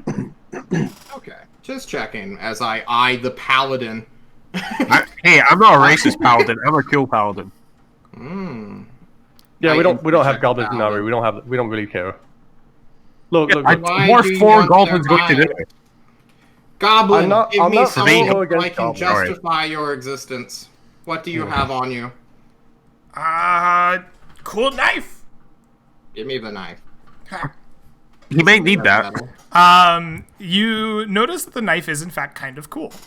It is made of obsidian, the blade, and it is wrapped in a like leather-like substance. But you notice immediately, creature, as you are one with nature, very much so, that this is not leather like you are used to. This hide has been cured and is incredibly supple. It reminds you of the Man flesh. weird silks and things when you hold it. It doesn't have the toughness of hide to it. And the edges of it are inlaid with a thin vein of what can only be like the edges of the handle are inlaid with a thin vein of some kind of mineral. It isn't silver or gold or copper, but it has the same kind of decorative effect, though the mineral itself is bluish in color and catches the light easily. I accept your trade for your life. You may go. But no. Any other weapon? All right, we're bucking it, boys! And the goblins run away as soon as you say they can go. I wanted to kiss them. Oh well. I wanted to give them a javelin, but and actually give it to them, not impale them with it. They have plenty of clubs. Yep. Well, sure. So you could collect your goblin. Let's go. I'm Goblins sure are that actually smart enough not to run back into the same crocodile-infested water. Oh, They make it wow, out. Good goblins. Yeah. Dude, let's go. Nice. I hope they bring all of their friends. Can I test the knife on I guess Jimbo? Jimbo was bringing them down. You want to test the knife on Jimbo, the dead Yeah, dead like- guy. Yeah, He make sure he's really stabs. dead. He stabs good. Yeah, you stab him really nice. Like, well, I mean, I'm just trying to. John's fishing for is this a +1 dagger or not? It If is. you don't want to tell me. It that's is fine. not a +1 dagger. It's 5e, so you just get things, right? You don't have to roll identify or anything. No, By the book, it's short rest with the item, or I think long rest for. I think it's long rest and Yeah. attunement with the item. Okay. Isn't Charizard like? Wait, someone's a warlock who has Eldritch Sight, That's right? way too generous. It should be something. You I spend you spend 10 minutes. You take a short rest, and let me. Greg pulls up his notes on goblin loot. The Obsidian Dagger is. Excuse me. The Obsidian Dagger is not a +1 for the intents and purposes of damage and rolls. But when you slay a creature with it, the blue mineral will glow, representing a charge. And you can spend your action to unleash the charge for a ranged lightning attack that rolls with you the same THAC0 or AC to hit modifier as THAC0. your melee attack. Yeah. I run a lot of That's THAC0, some sorry. old loot, THAC0. Yeah, I run some old games. It rolls with the same to hit as your melee attack and deals 2d12 lightning damage. Wow. What the hell are these goblins doing with that? loot. none of you know this. Just Not using it on FYI. us. That's the You're gonna murder me. I know it. Okay. I mean, we're gonna murder you for different reasons thus far, but Well, knife is a good excuse. While we're at this, did I have time to identify what the ruby amulet does? Yes. The ruby amulet has an enchantment placed on it that when you wear the amulet, you can alter yourself as if you cast the alter self spell at will. Very nice. Very nice. good stuff. Okay. Oh Okay. Wait, what is alter self? yeah. When they get back, presumably from talking and looting these goblins, Gayla is just sitting on top of the mule. At this point, her bow is long put away. She's kind of just looking at herself with a small hand mirror that she has, and just adjusting herself after spending the whole day last night crying. Mm-hmm. Just kind of trying to fix herself up a little bit. She looks up and says, "Well, did you kill him? Did you kill him, or did you let him go? I didn't hear any screaming besides the usual goblin barking." Little bit of here, Yeah. little bit of there. We now know many things. Kirby. What? Oh, goblins I were knew. useful. Wow. No, Go, of course not. But we know many everything has a things. use. Oh, okay. Yes. I like you, Warlock. I like you, nondescript. Anyways. Fred. Anyways, we should keep You're not a going. Warlock. I said, let's go. Let's continue, and then Yes. let's repeat what we're going to be the new goblins. We're going to be the new Jimbo. We're going to get attacked by crocodiles. Are And then we? someone's gonna run up on us and entangle us. Are you sure this is a good idea? I Yeah. What? Being goblins? No. I can't breathe underwater, my friends. Can you? Yeah. I'm not gonna swim. I'm not gonna go there. But we need to get to this Lincoln Fort somehow, right? Ow. Uh, We should speak of this. until we reach the water's edge. I don't know. How many goblins are you? Like, if I got a bunch of goblins, how many would you consider yourself? Depends how big the goblins are. Okay. I'd say like maybe one or 4 two? small goblins, and then You maybe are 4 one. goblins. Yeah, How many goblins do you think tried to just get into the sunken fort? they said 4, but we can never be sure. I think there were more than 4. Yeah, probably. I think there were I'm like... sorry, did you say sunken fort? You want to go into a sunken fort? No, no, no. That sounds No. like a terrible idea. I agree with the elf. I'm sorry, wasn't this the entire reason we're out here? No. That is more or less the reason we're out here. No? We look. We do not touch. That is nature. No, you did a very much lot of touching just then. Of who? Of goblins with fire. That was fire touching goblin, not me touching goblin. I wanted to touch goblin. But Yeah, they ran we away. haven't touched this. We haven't touched anything, actually. Okay, so Technically, what are we actually haven't doing? any of the things we've encountered. I think we skirt around and get eyes on the fort, but we do not proceed because I Very well. cannot breathe underwater. We can start with scouting out the fort. Alright? Is everyone agree on that? I agree Yep. with that. Mr. or Miss Do we have to Warlock. go into the muck? No, Yes, tiny horrible monster. I'm not that horrible, but I am You a think tiny so? monster. I have a question for you. I dread this moment, but yes. Do you want a dagger? You need something to do your rituals, no? Your sacrifices? I do my rituals by stars, and I keep Sure. your tools. If you're offering, I would like the necklace. I will trade you such a thing. It shines. Creature is what you call yourself. Yes, I am a creature. The fates give to you what you deserve. I will not take your dagger. Understood. All right. Can we move forward now? Do I have to continue sitting in the swamp? Oh yes, I'm leaving. I forgot.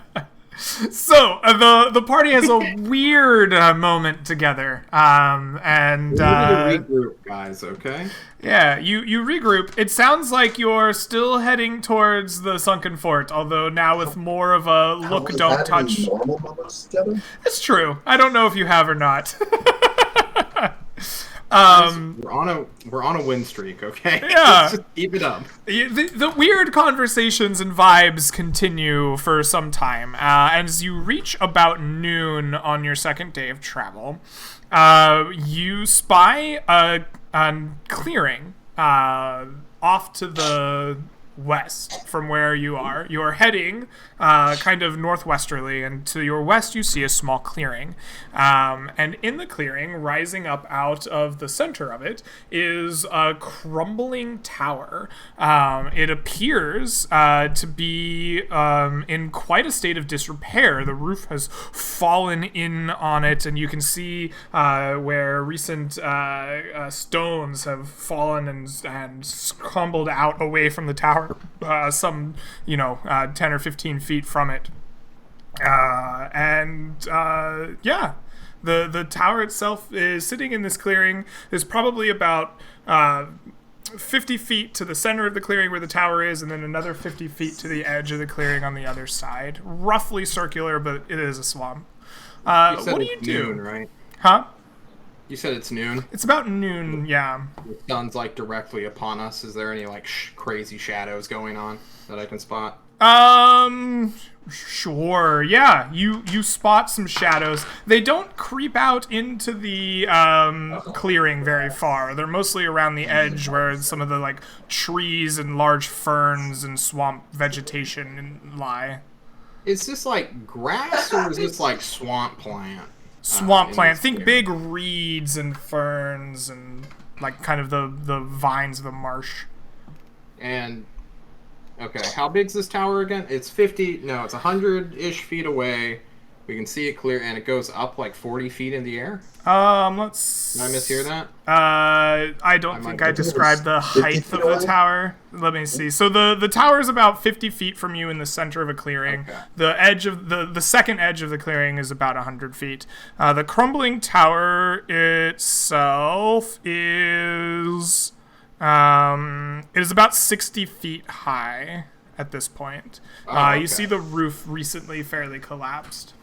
This could be, if my understanding of human society works, is a sentry tower for the real fort. This could be a distraction, but it could be sanctuary. Shall we investigate? Yes.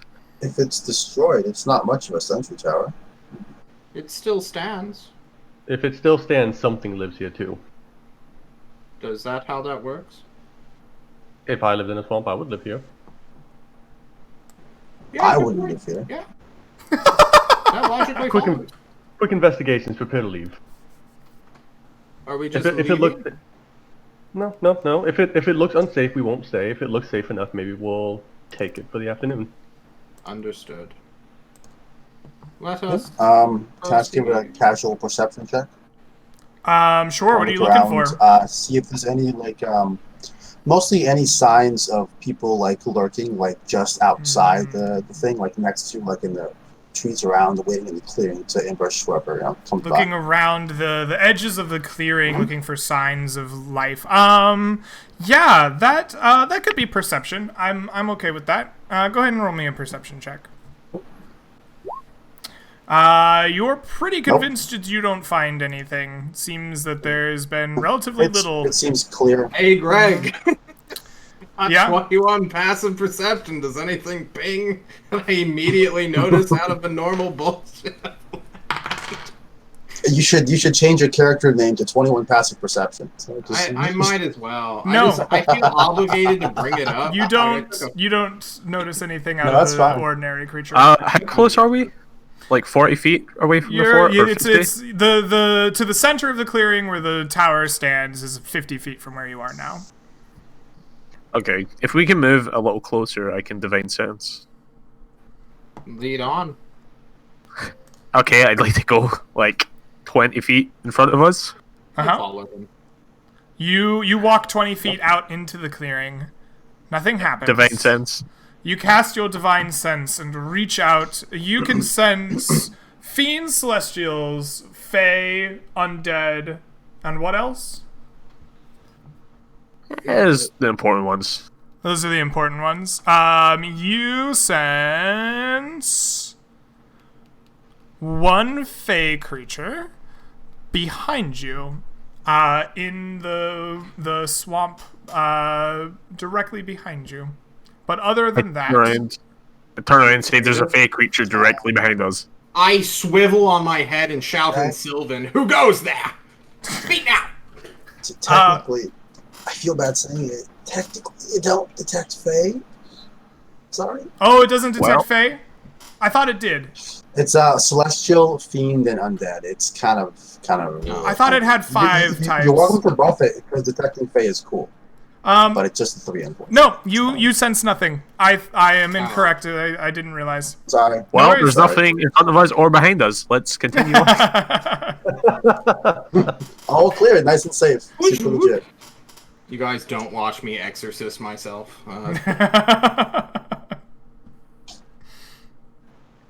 Sure. I'll back you up, bro. I have Chalet log. I'll fight by your side. My good I fellow. approach the tower. All right, you approach the Crumbling Tower. You quickly find an entrance. Follow behind. Okay. You quickly find an entrance, and you can look inside, and you see where the like beams of the stairs and the interior structure of the tower has long since rotted away and crumbled.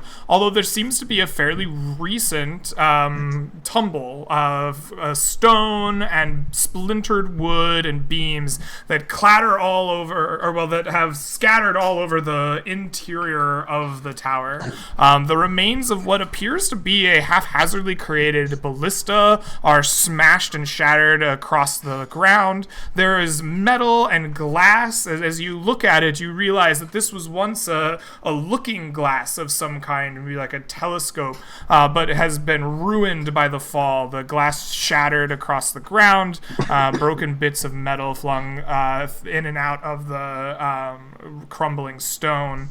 As you look, the 21 passive perception of creature notices that amidst the rubble there is a trap door, like half buried by everything that has fallen on top of it. I, of course, pointed out to the big, strong paladin beside me. Okay, I investigate the trapdoor. When we say trapdoor, this is like a cellar door, right? Not like yes. Okay. It very much reminds you of a cellar door. It's about 10 feet by 10 feet with a big iron ring on it. That you, as you approach it, realize that there was once like a wool rug of some kind that has decayed and destroyed by time, and has also just had stone and wood and everything fall on top of it recently. Well, I really hope I don't regret this, but I clear the rubble off the door and I attempt to open it.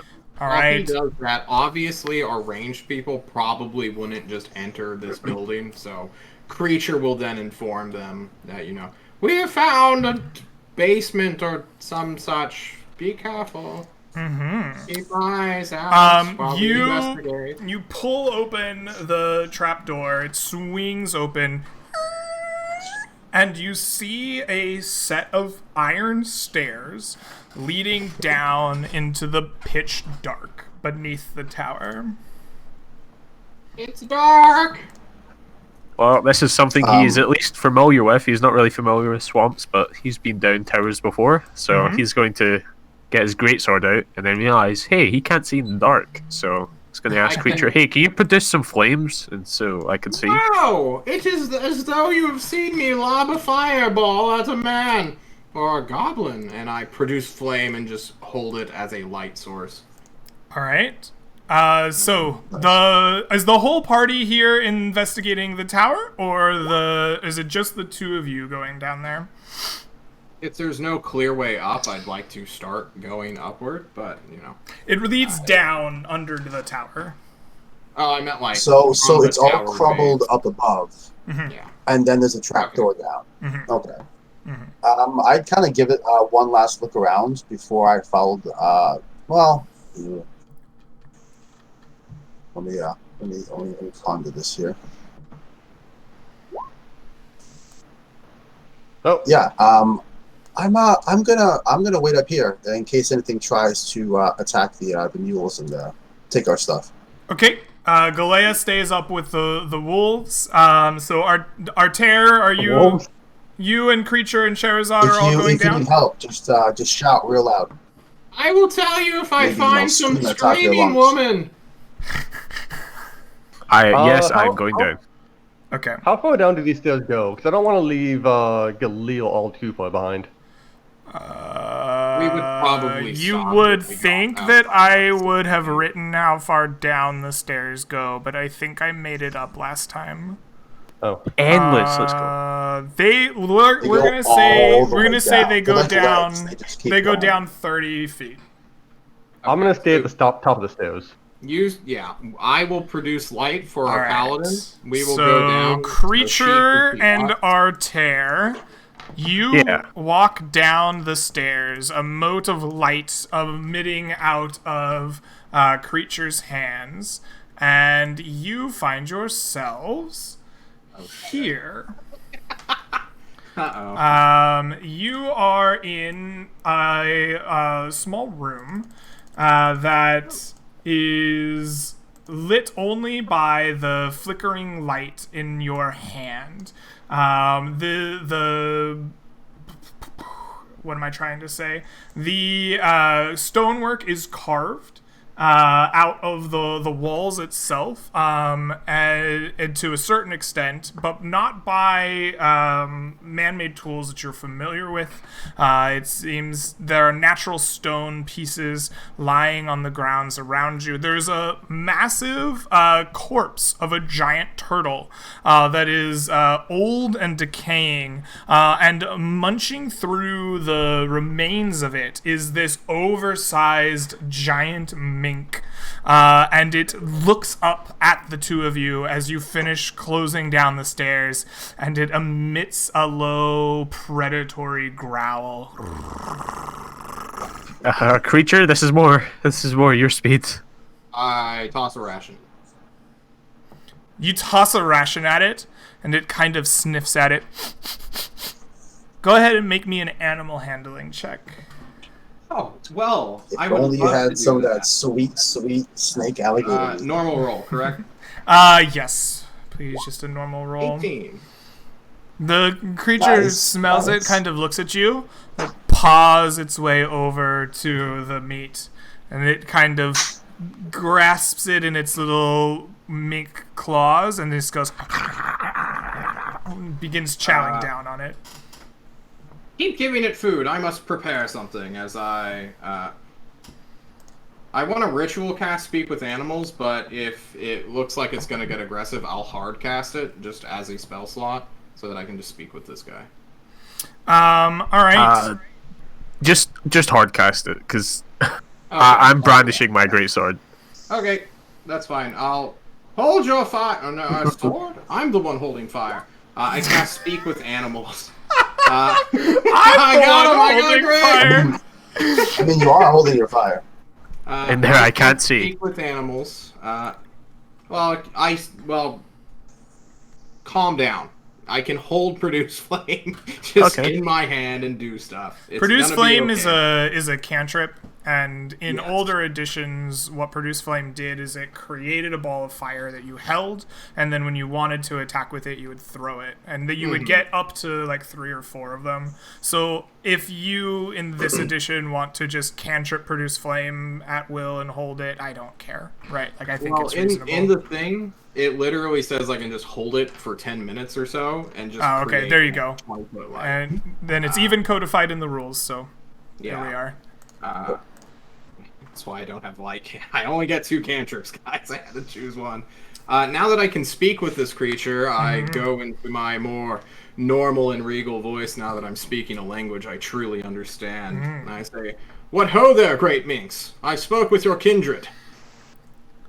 The They served me little well. ones are no kin of mine. Your foes? They are weak and small. I will hunt and eat them if I see them. I respect that greatly. You have no idea how much that means to me. Great beast. Is that... Do you have a title I may call upon you more reliably? Or shall I I stroke your am ego more? known amongst my brothers as Pink Eye. Pink Eye. You probably notice about this point in the glittering flame that you hold that this particular giant mink has pink irises. Its eyes flash back the color pink in your Is it flame. magical? It doesn't appear to be magical, but it is very identifying. You have not seen this coloration in similar creatures. And is this guy like 5 feet tall? Like how big? Is It's a giant mink, so it's about the size of a large dog. Oh, okay, cool. So like kobold size, or Yeah, like it would definitely be the size of a kobold, easily. and it's like wielding a weapon, or is it just? No, that just is what the picture of the giant weasel has that I'm using for it.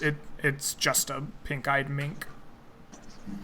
My good friend, I must speak quickly, for how we communicate is of short time. What is this place? And what is that turtle? This turtle is my meal. My brothers hunted and killed it for the little ones here. They were slain, served them right. Your kindred were slain? Strangers like you came down, killed them, then left. I promise you, there is nothing like me. It sniffs. It smells like years worth of grime and just grossness. Yeah. This one, perhaps, who I care not for. He is but a companion of mine for now. Convenience, one might say. Just like that turtle beneath you. Anyway, what is down here? Is this connected to the fort beneath the Lake of Alligators? No alligators. This is the home of the small ones. They cook their meals and sleep here. They train those of my weaker kin. I use this place to sleep. They don't bother me. That is good to know. Well, Tell me, kind one, if the one next to you is such a nuisance, can I eat him? unfortunately, you would have to speak with him about that. I would not engage myself, but I must warn you, we have two more convenient allies to our above. Peace would probably be the most preferable thing at this moment. But if you wish, we, well, you know how nature is. I tell the thing. It looks at you a little bit untrustingly, decides better of it. It says, very well, kind one. I shall leave your nuisance to you to deal with.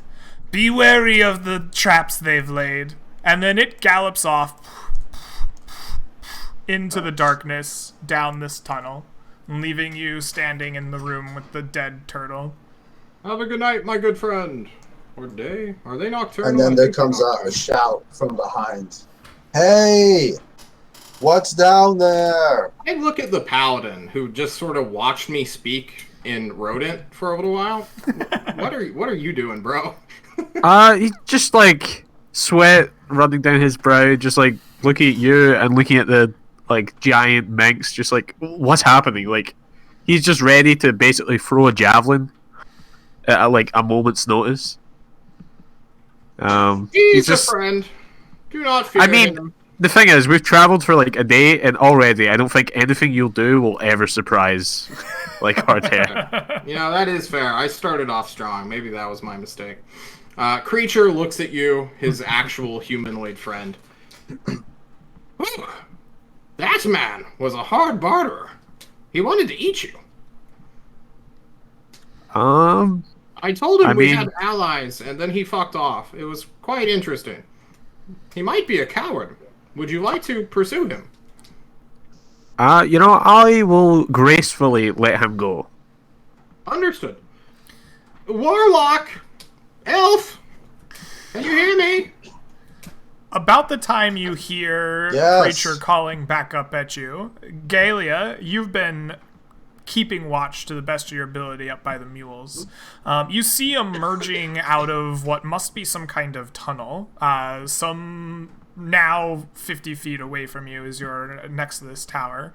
At the edge of the clearing, a giant weasel-like creature, a big mink, if you will, emerge out of the ground and scamper off into the swamp. As it does so, you get a glimpse of like pink flashing out of its eyes. Okay. I think nothing of it. I just kind of watch it and note which way it went, in case it's anything to be aware of. Elf, Warlock, do you hear my voice? It is echoey in here. You should. I'm sorry. I don't speak annoying small creature. I believe those are furbolgs, not elves. I guess I'll keep all the treasure to myself then. Fine. I look at Treasure. And at that point, there's a running down sound. Now, Sherazade. I'm gonna hitch the mules up inside, Uh-huh. barricade what might be a door, and then walk downstairs too. Okay. All right, I Absolutely. will So speak quickly. you join your companions down the stairs here. Let's get Sherazade and Nice. who was Gala. Ah, Gala, you don't have a token. You're an archer. Yes. You Elf will be Ranger this Archer. token. Nice. Big. There you go. So I'm going to rush through, not speaking in character, real quick. So our boy Pink Eye went this way. If you tell me you saw him, then I would state this probably leads to some burrow outside. He said, "Watch out for the traps. His kinfolk live here, who he has betrayed and eaten." I'm gonna go investigate this turtle, though. I really want to know all of. I gotta know what is the deal with it. This is at least a week-old kill that has been seemingly laying here undisturbed for some time. You see distinct bites and claw marks into it. You feel like multiple creatures have picked this over, looking for like the best parts of it. What about its shell? The shell is largely intact, although it has been broken by a couple of powerful jaws in like certain points. It looks like that was where the kill was made, but has largely been left intact as the creatures like ate from its like softer underbelly. I just want to like take a piece of the shell and like put it somewhere on me. Yeah. Would you like the whole thing? Probably not. Okay. You're going to de-shell a turtle? Isn't that extremely... Like, No, well, if it's weakened at like the top of it, I just want to like wiggle off. like, a piece. You break off a piece of giant turtle shell. Thank you. Negligible in weight, and put it in your pocket somewhere. It's Creature. just big, guys. Can we continue exploring? I assume this will stay here for indefinite until someone does something about it. But you never know. Anyway, I have really bad light, guys. This is a 10-foot radius of bright light and then 10 foot of dim. So, do you guys have alternatives? This is. I mean, I have a going through torch. flame as well. I have dark vision. Okay. I have a torch, I but I can- can't need both hands. Sorry, for a greatsword. I can hold your torch. I just need one. I mean, a produced flame produces as much flame as a torch, doesn't it? 10 and 10? It's slightly less. I think a torch Oh. is 20/20. Oh. Yep. Sure, I'll give you my torch. If well, I will stick it in the produce flame. Light it. Dismiss the produce flame, and now have oak shapen tree around my left hand and holding a torch. in my Okay. right. I will follow behind our paladin, but I suggest Ranger look for traps?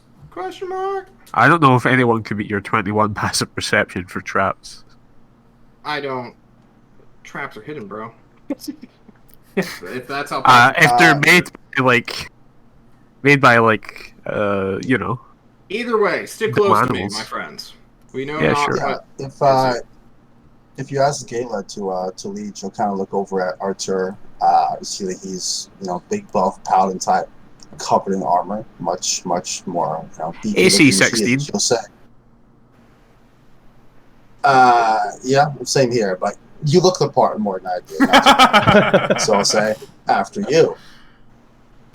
Sure.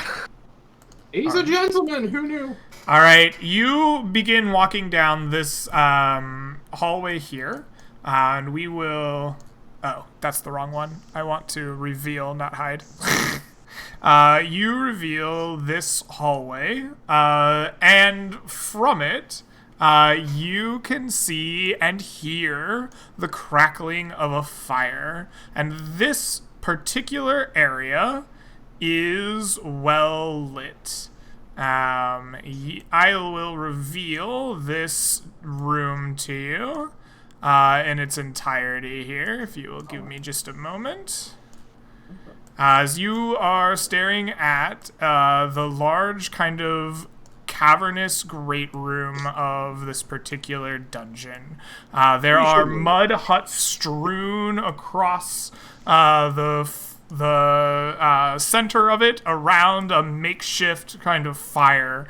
There are large giant toads that you can see hung in the flames, or hung over the flames.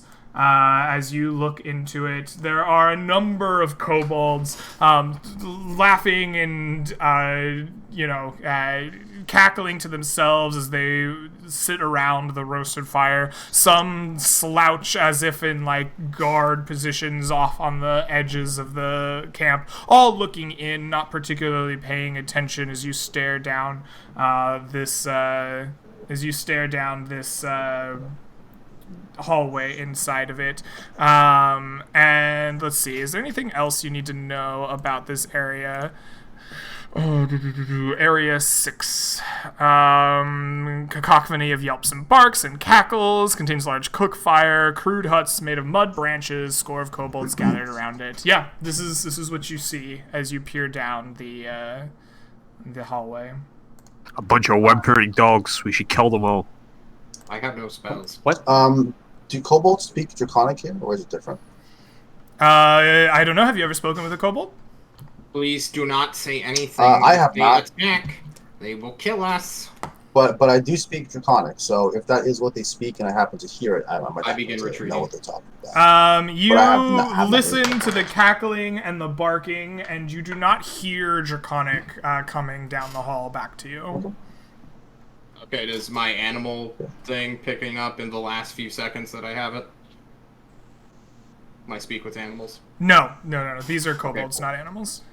Do we know what kobolds attack with? Do they have any weapons that we can see? Or you peer in, and while you don't see any weapons immediately on these people around the fire here, they are very close to barrels of water and food and whatever's in these mud huts. Do you have good eyes on any of these guys? Maybe you do. Maybe Probably they're not. patrolling Maybe. slightly. And you see that the kobolds, at least standing there, are armed with... What are kobolds armed with? Daggers and slings. we should fight these. Wait. If it matters, I don't think Twitch chat can see the map. I just want, if we could somehow lure them into this tunnel, I just want everyone to know, if they're D4 weapons with 0 strength, I'm functionally immortal to them, because I have heavy armor master. If you go down at all, no one can bring you back. That's okay. My healing is... No, it is not okay. I don't not wish to plan- sacrifice you. I don't plan on killing them all by myself, that's why we have you here, buddy. I begin retreating. Gala sort of whispers and says, "We should leave. I want nothing to do with these dirty kobolds. Or these dirty creatures." One night, we come back. I promise. Sure. I'm not opposed. Okay. We leave. Okay. And the kobolds rolled a nat 1 to hear you guys, so you don't get molested at all. Yeah, they party hard. And yeah, they're cackling and enjoying themselves around their fire as a second set of adventurers climbs back up the stairs and leaves them well enough alone. Excellent. We'll bring you back over here. And you leave the tower. So, what is the plan here for the party? It's now noon, a little bit past it, as you've kind of explored the underneath of this crumbling tower. What do you do? Help me! Somebody help me, bury the trapdoors so they don't, immediately come up after us.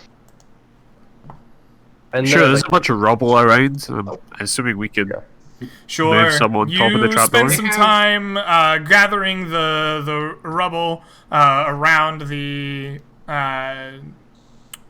door, around the trap door, and placing it on top, and trying to make sure that they can't get out.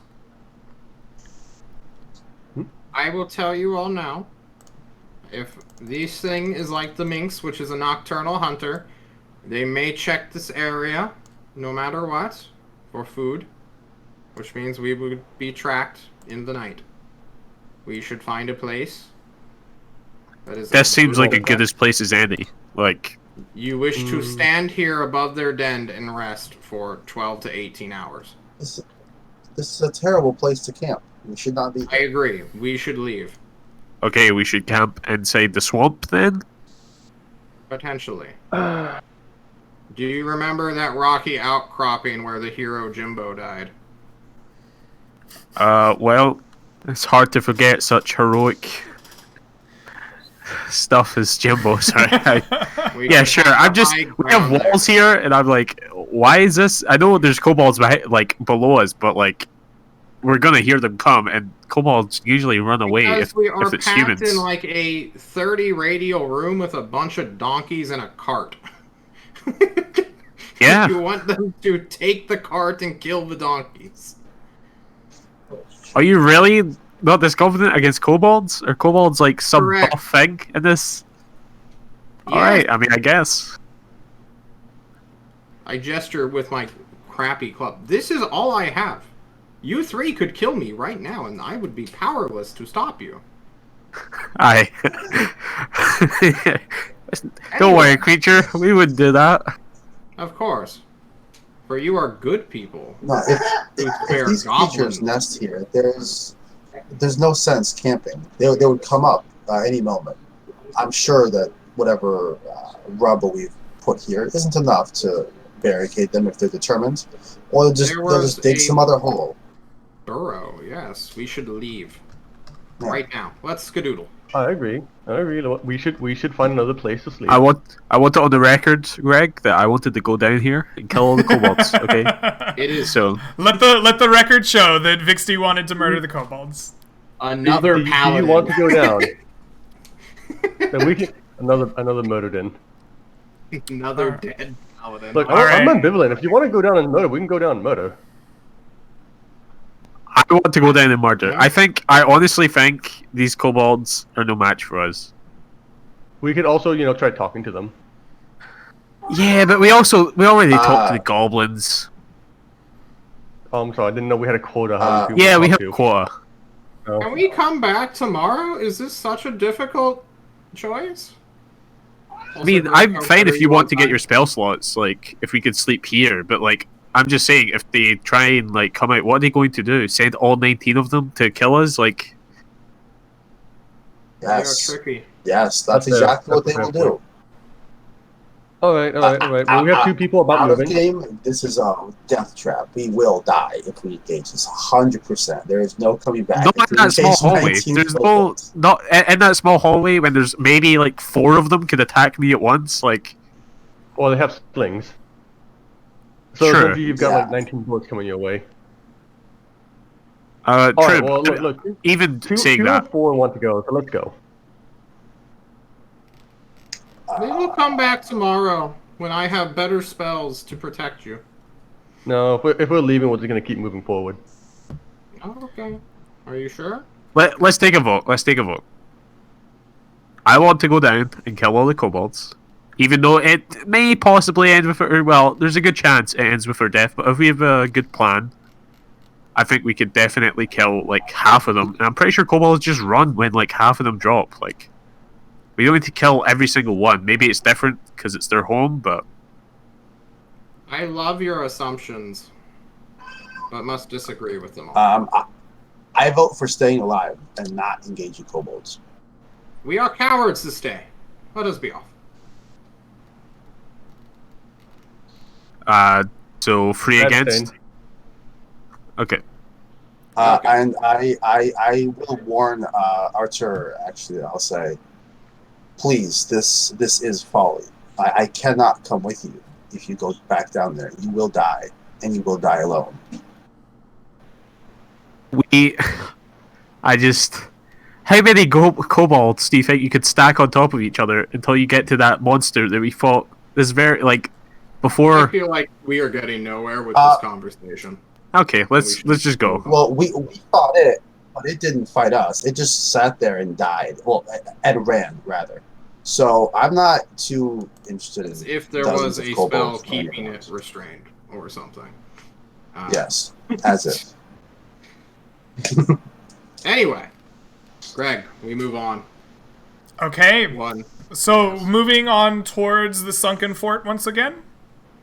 I suppose, yes. All right. Creature is now nervous and follows closely behind the elf and the warlock.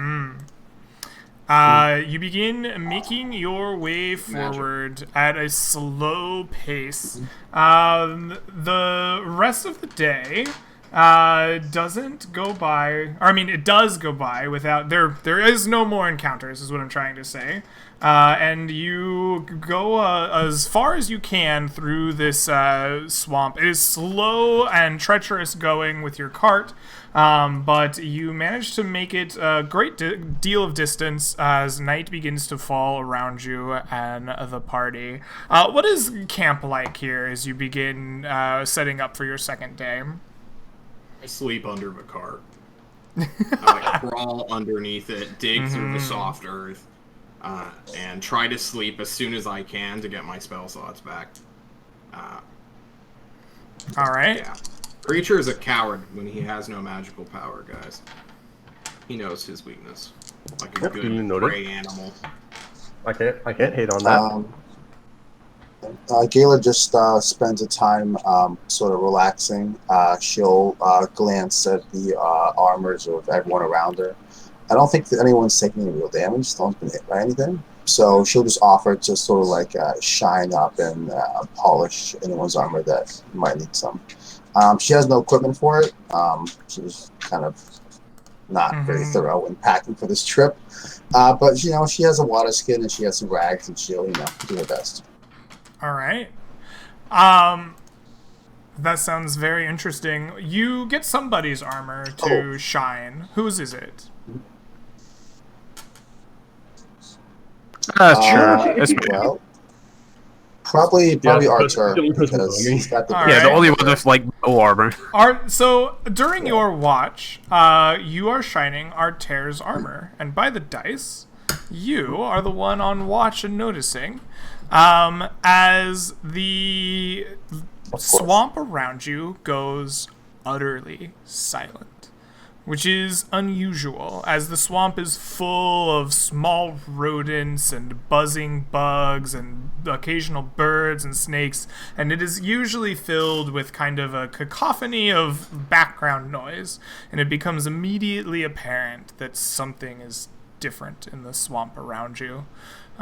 You listen and watch for a tense moment as you're polishing Arter's armor.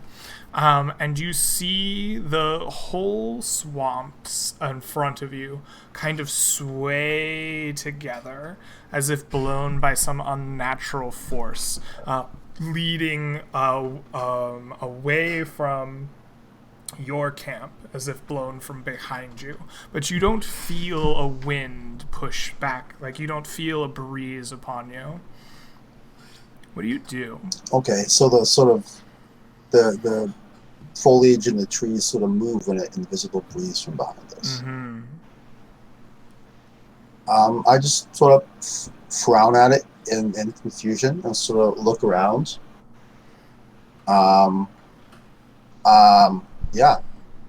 Gayla's not really sure what to make of it. Is there any?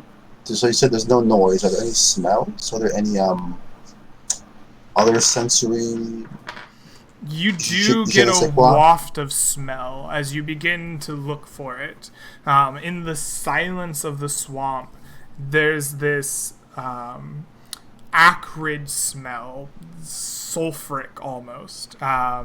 You notice at first faintly and now growing more and more heavy. And it reminds you of perhaps like rotting eggs or rotting meats.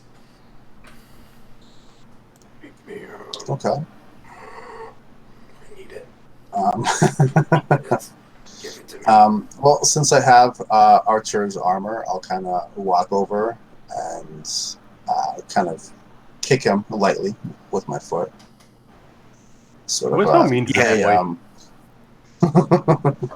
well, What? lightly, like a light foot nudge, Yeah, just a kick him gentle in like the kick in the head. ribs. Yeah. Just Yeah. curb stomp And I'll him say, like, Jesus. Yeah. Oh my- So do you smell that? Do you hear that? What, you farted? What? I'm sorry. Yeah, what is that? Why is it so silent? I just drop the armor next to him with like a thud as it impacts in the soft muck next to his head. Mhm. Not a thud, but like Yeah. a splat sound. And I say, finish it yourself. And I just walk off. Okay. What'd I say? What's happening? Can I? Why didn't you wake up the 21 perception?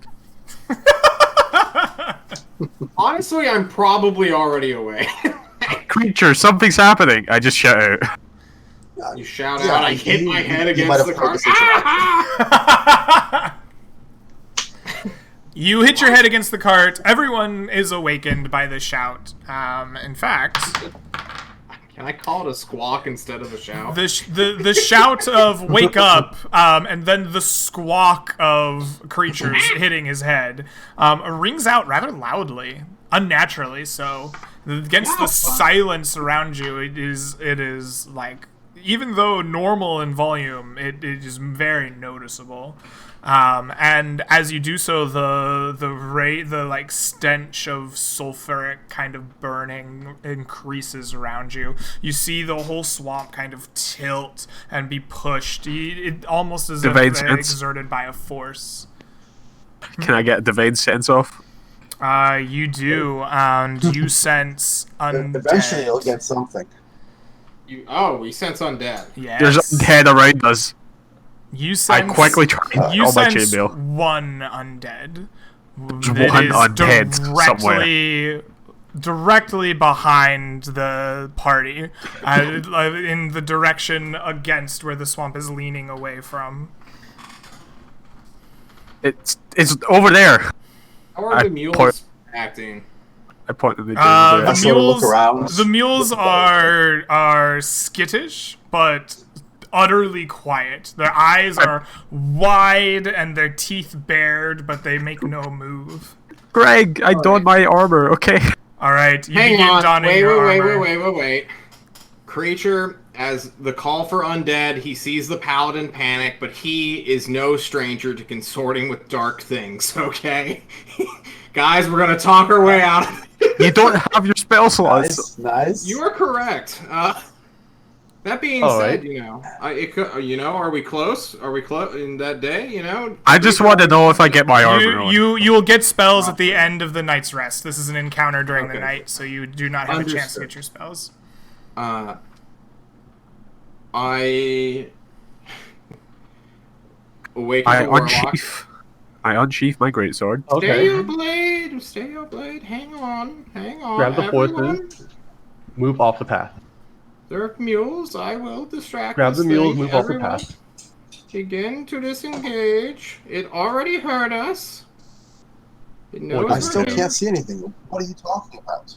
You must feel with your inner mind. Can I call out to this creature in Sylvan? Sure. Oh no. Oh please. What do you call out? Master of these woods, I beseech thee, do not slave a potential humble servant. You call and to out, you guys, what and- does Sylvan sound like? Sylvan? Sylvan is the language of the Fae. It is a timeless and like beautiful Okay. art that comes from a world that is not quite, mortal. Valinor. Yeah. It has a singing like quality to it. There's a reason that the majority of ballads are written in the language of elves and of Fae creatures in Sylvan. The language So I begin lends itself to- to that. Sing to what I assume to be a primordial evil spirit. hoping that it understands the most ancient language that I know, aside from Druidic. You shout out to it, and as you do, the four of you feel seen. You did not feel seen before, but now as you have shouted to the creature, the presence is narrowed on you. You feel it as if pressure itself was pushing back against you. And emerging from the darkness is an incredibly large beast, standing the size of a small building, like a barn. It's Shrek. With 6 heads, long and snake-like, extending out from its body. The flesh on it torn and rotting and falling apart. It is desiccated. The long silver teeth hang off of its jaws in strange places, and from its mouths a thick fog of death permeates out, and you can smell its acridness. It approaches silently, but looming large, all 6 heads staring at the 4 of you. Okay. What do you How do? far away is it? Obviously, we're running, It moves slowly and persistently. You shouted at it, and it decided to look at you at about 100 feet. What do you do? Don't fight the kobolds, they said. The swamp's much safer. Yes, we should flee. Yeah, I'm fleeing. Leave the cart. Yeah. Oh no, well, I thought it was a lich. I'm leaving on my ass. Like I'm gonna take my donkey. I'm gonna start moving out and say, what happened? Just leaving the path. You know. I'm running. I'm just running. Yeah. I don't care where. I'm running. All right. Artair breaks and runs. Galia follows. Creature follows. You've been sprinting directly away from the creature. Sherazad, what did you say you were doing? What direction are they running in? I'm gonna go like perpendicular to that. You run perpendicularly the other way. I think we're all scattering. All right, you scatter. The creature opens its 6 mouths, and in unison, in a fell tongue that you do not understand the language of, but creature, you spoke it, and it knows you, and in your heart you know its intent.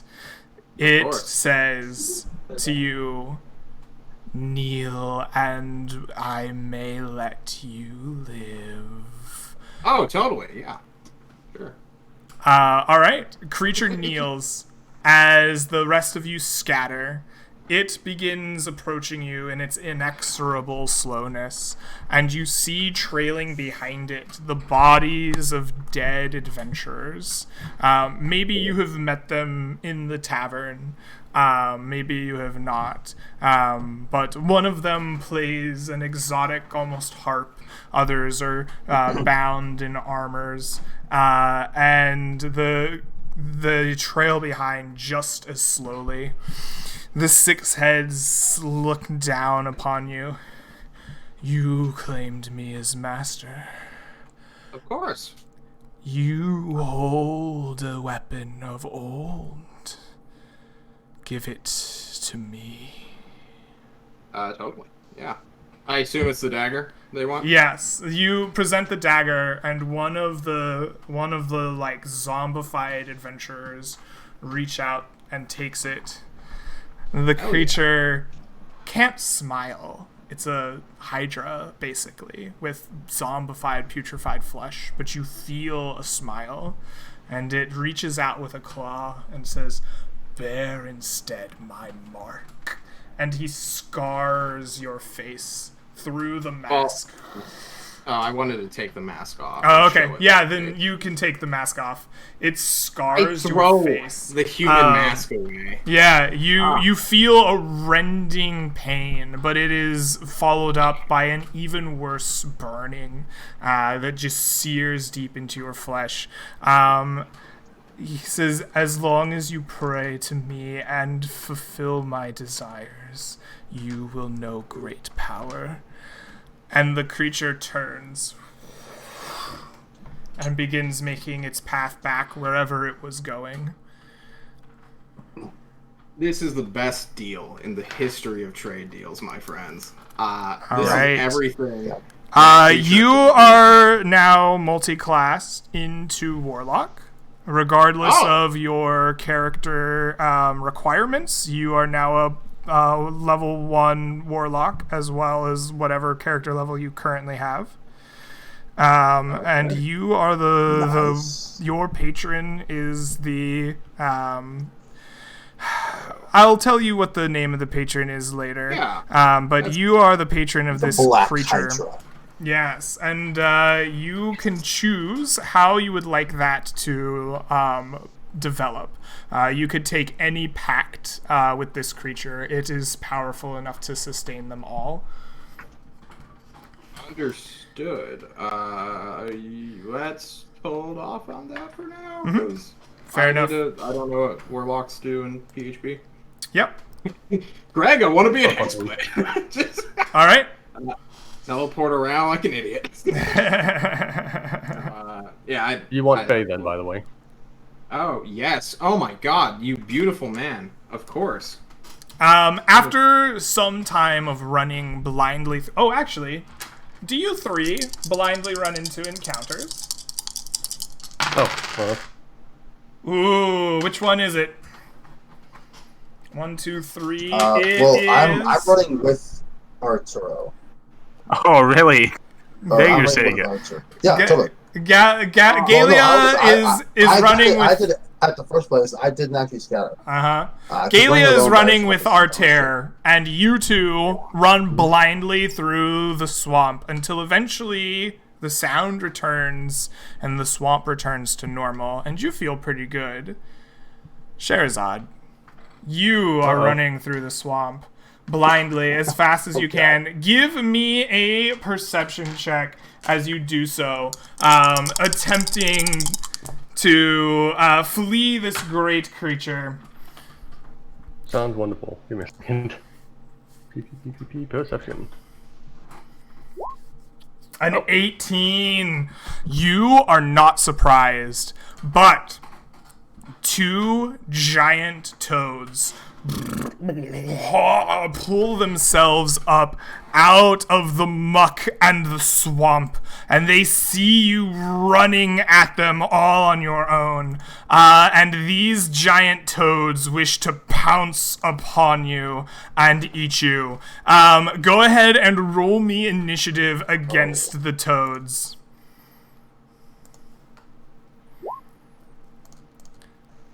These things will roll at this initiative. So you beat them in initiative. You are the first to react. Sherazad, what do you do? Oh, this is wonderful. This is time of my life. I am not dealing with this right now. I'm going to Dissonant Whisper the first toad I see. All right, you Dissonant Whisper is the first toad that you see. It makes a Wisdom or Charisma save. It makes a... Wisdom. I'm missing it. Wisdom, yes, perfect.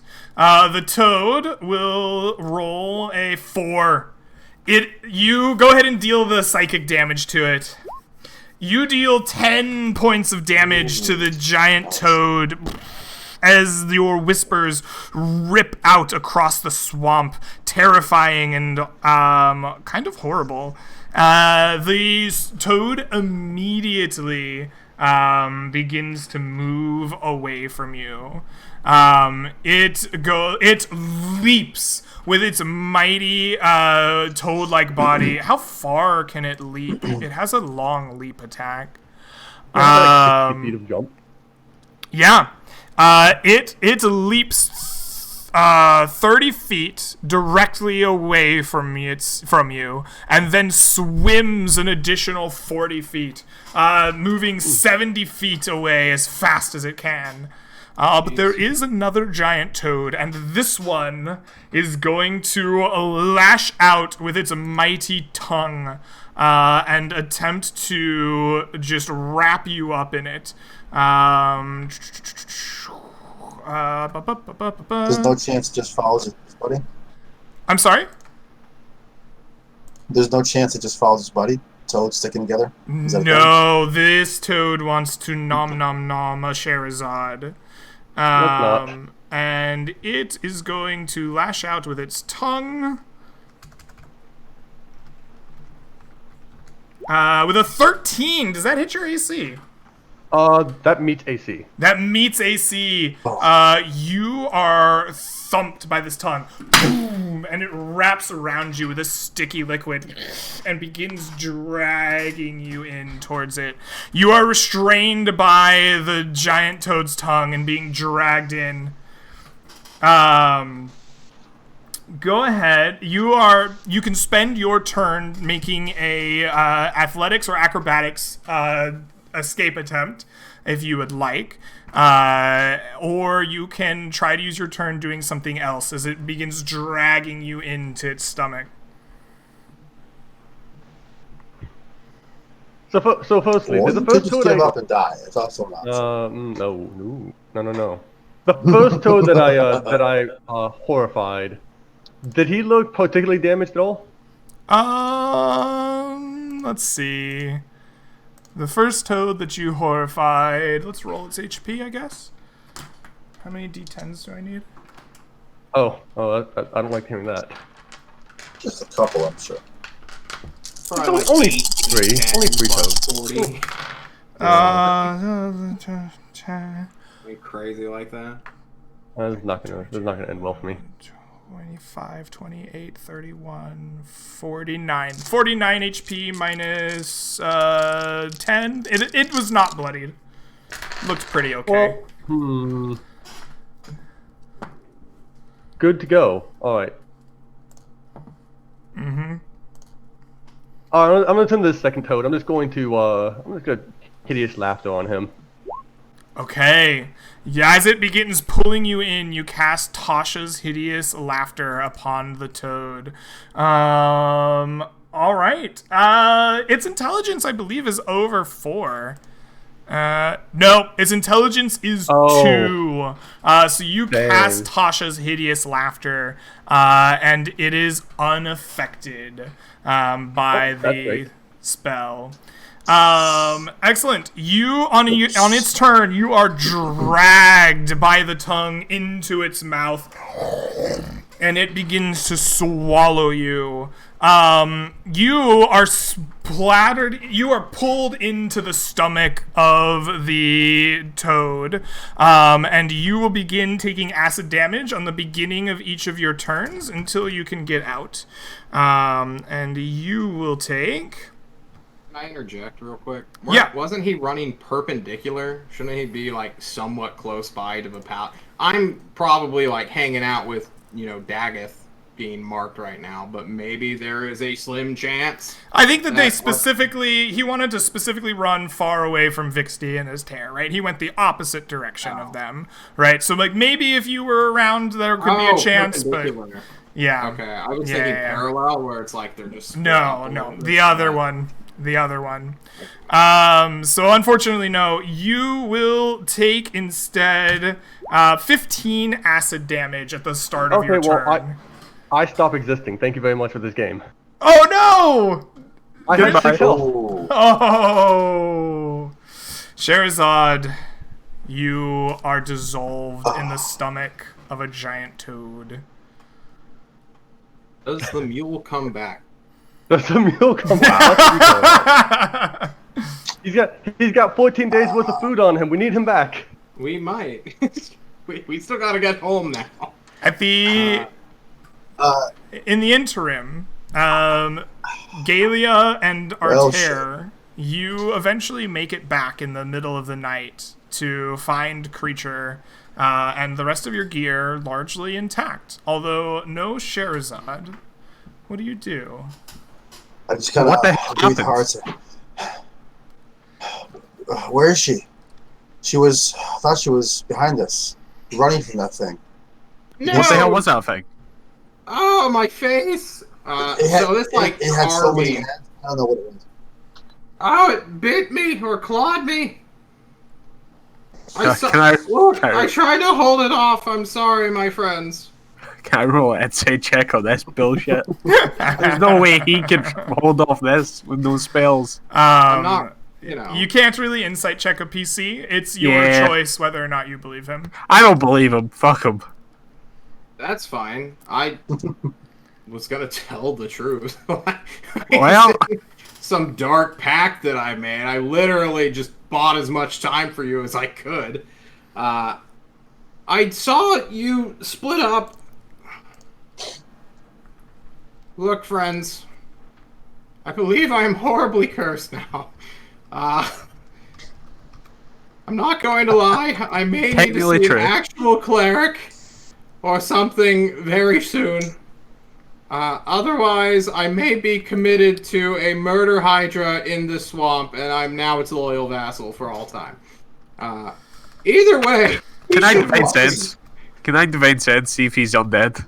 Probably not, but You divine sense. A warlock does not necessarily emote the power of their patron, Yeah. right? I just want to say nothing else is happening. Like he's not. Oh, you're a warlock, and also To be you're undead. fair, you now get to see creature's face, and it is like a horrible, marred, tortured, like hairless entity with wrinkles and. You know, even before So, this like, claw Vader happened, he was underneath like the a mask. freak of nature. I did not hear your question, Leova. Oh, I'm sorry. So kind of like Vader underneath the mask, just wrinkled and horrible. Yeah, or you know, Gollum Gross. from Lord of the Rings. Yeah, Great character. He yeah, doesn't get enough love. Let's go find. Yep, I've already forgotten your name. I'm so sorry. That is incredibly rude. Let's go find Charizard. Perhaps we should wait until the morning.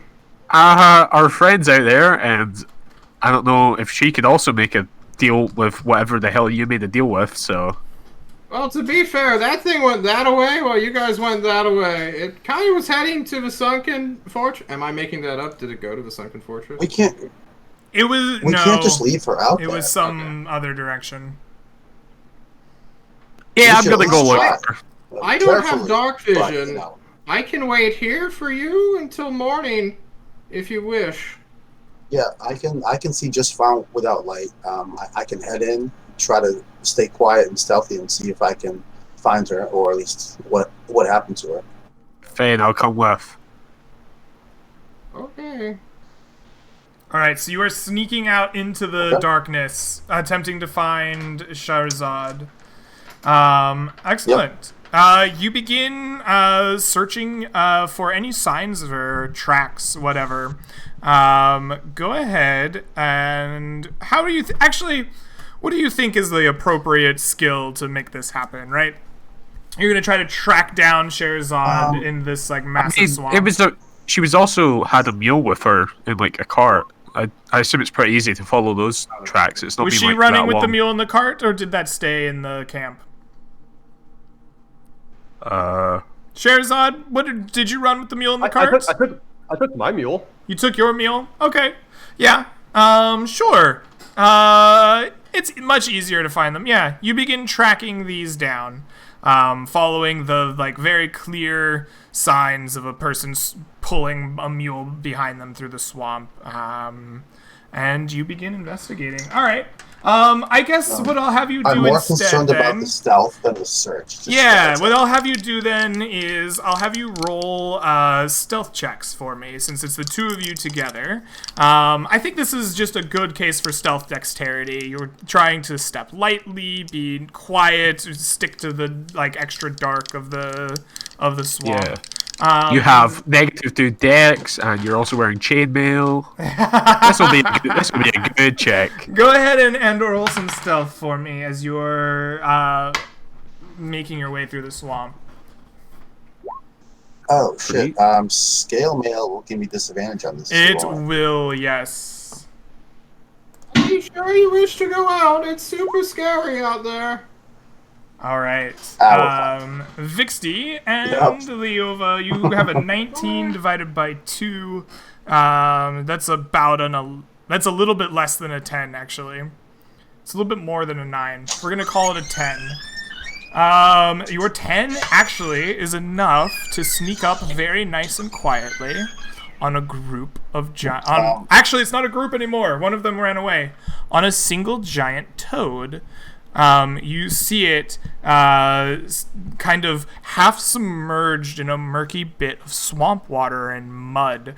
And lying next to it is a telltale sign of Scheherazade. What is the piece of equipment or identifying feature that the party finds of your character, Mala? You mean aside from my mule?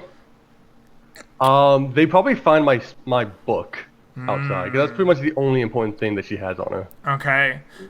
Floating in the muck next to this giant toad is a book that you clearly identify as that of Shahrazade's. By God.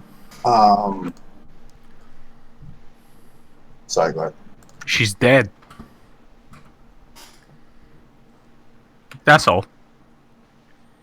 Are you Let's sure? retreat I firmly. don't see a body. Uh-huh. You just see the book. There's a book. Maybe she ran off somewhere. Yeah, maybe she ran off somewhere and is living happily on a farm.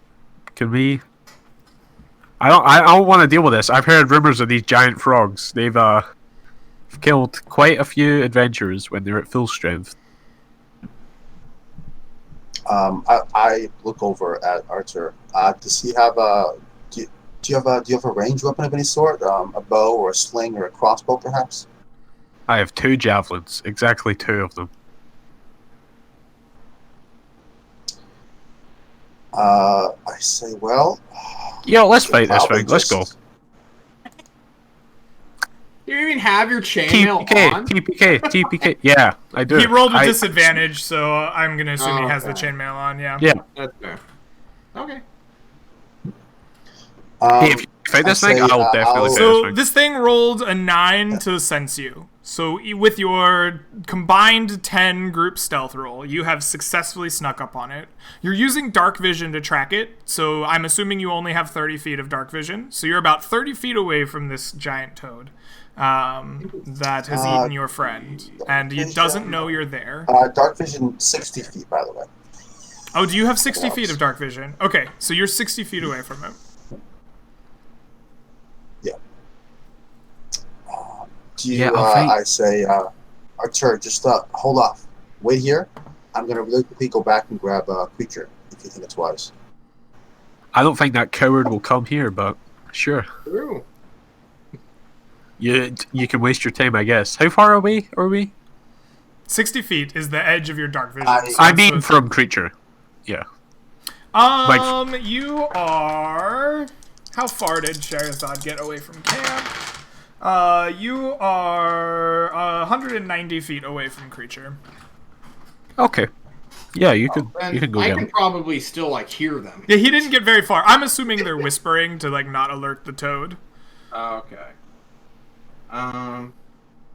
Turns out Scheherazade did not get very far before the toads got to him. Okay. Well, if they come get me, I will come and investigate as well. I kind of glance at Archer. I say, well, I guess it's our call. Do you think we can take this thing? I'm sure we can just probably pepper it with arrows and javelins from a distance. Yeah, it should be really easy. I mean, I also thought if it kills making kobolds Scheherazade- would be easy, but I mean, there could be more. There could be dozens of these things all around. I only see the one, but what do you think? well, I assume the DM wouldn't kill us all with toads, so let's assume it's I'll just be one. honest, I didn't know Scheherazade that well. I mean, she was nice and all, and she was a good traveling companion, but I'm not gonna, I don't have to die just because she died too. I mean, it's just one toad. I think it's good to avenge fellow comrades. Okay. Yeah, okay. Yeah, in that case, on the count So of am I three. there now? 1, 2. Yeah, it sounds like they went and got you, so yeah, you can Okay, get there. can I just look at this thing for 2... How big is it? I hear giant frog. Is it 18 feet high? No, it's a It's a large-sized creature, so we're talking about like the size of a horse type of toad. Jeez. You know what? Yeah. So when does this Warlock spell slot kick in?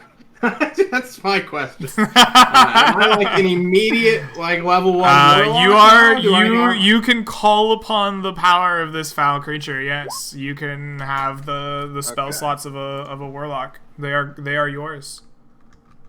Well, it's just the one, I believe. You are gonna have to follow the rules of a multi-class caster. So your multi-class spell slots. I think I can only use it for Warlocks. Actually, Warlocks and regular casters are totally split. It's actually fantastic. Yeah. You just get double spells. You are correct. Amazing. Yes. So you have a separate list of Warlock spell. Yeah. Okay. So.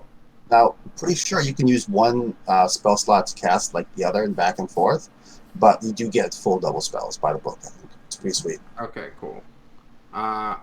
Well, boys, let's do it. I bonus action Shillelagh and prepare to. Well, I guess I just have my club ready. But we'll probably pepper this at range, right? Okay. It was a regular non-burning club. Oh well, no. I guess I need my club down, so I have to ready produce flame with my action. Okay. So yep. You ready to produce flame? Yep. You ready a javelin? Gala, you ready your bow?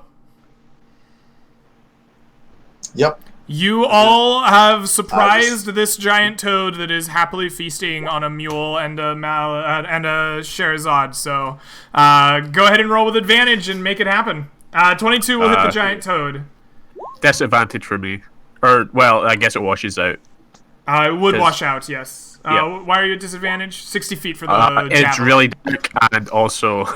if you would like, you could rush forward the 30 feet and then throw at advantage. I'm gonna stay with my lads. All right, you can stay with the lads. The 19 will hit, so you're good. We have hits all around. Hit? Yep, hits all around.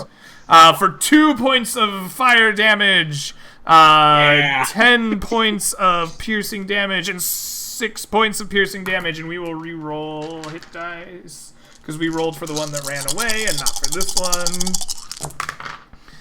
one. Whew. 78 million health?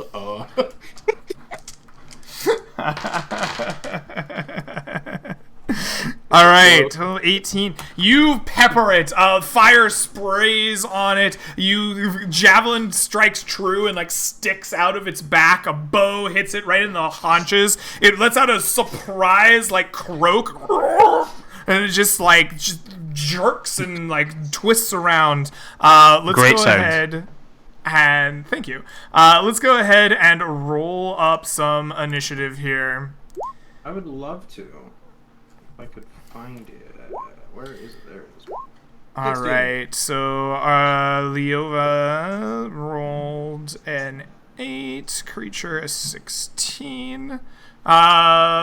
Vixty with the 4, I see you there. Yep. All right, so the first to react, excuse me, the first to react is creature. You hurled your fire at it, you've seen your teammates smash into it, what do? I missed with Yeah, you hurl your produce flame, but the croaking toad now is aware of your presence and jerks out of the way more nimbly than you perhaps expected, and dodges your attack. Are we retreating this? Or are we just standing our ground? Keep shooting. Okay, I back up 5 feet. All right, you back up 5 feet. Gala, I'm assuming you have a higher dex than the toad. Yep, +2. Yep, you definitely go first. What do?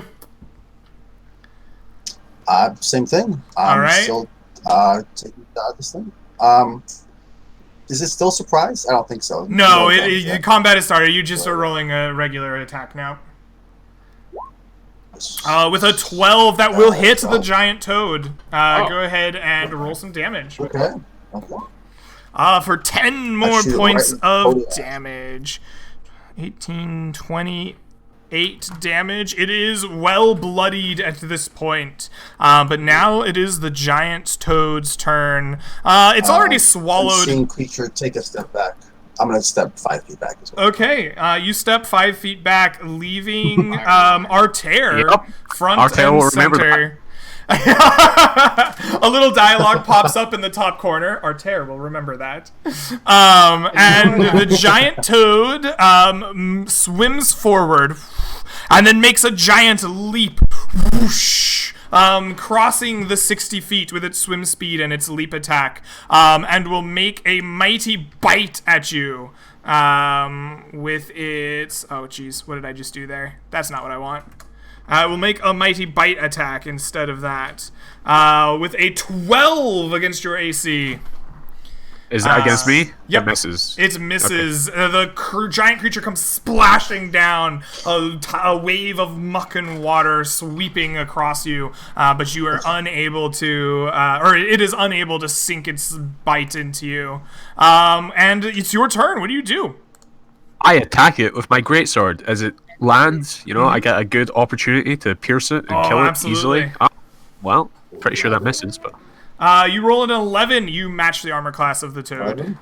Oh. Wow. Nice. For 6 points damage of slashing. 34. It is not dead yet, however. But it brings us back around to creature. You see this thing spring upon your ally, and now it is right up next to you. What do you do?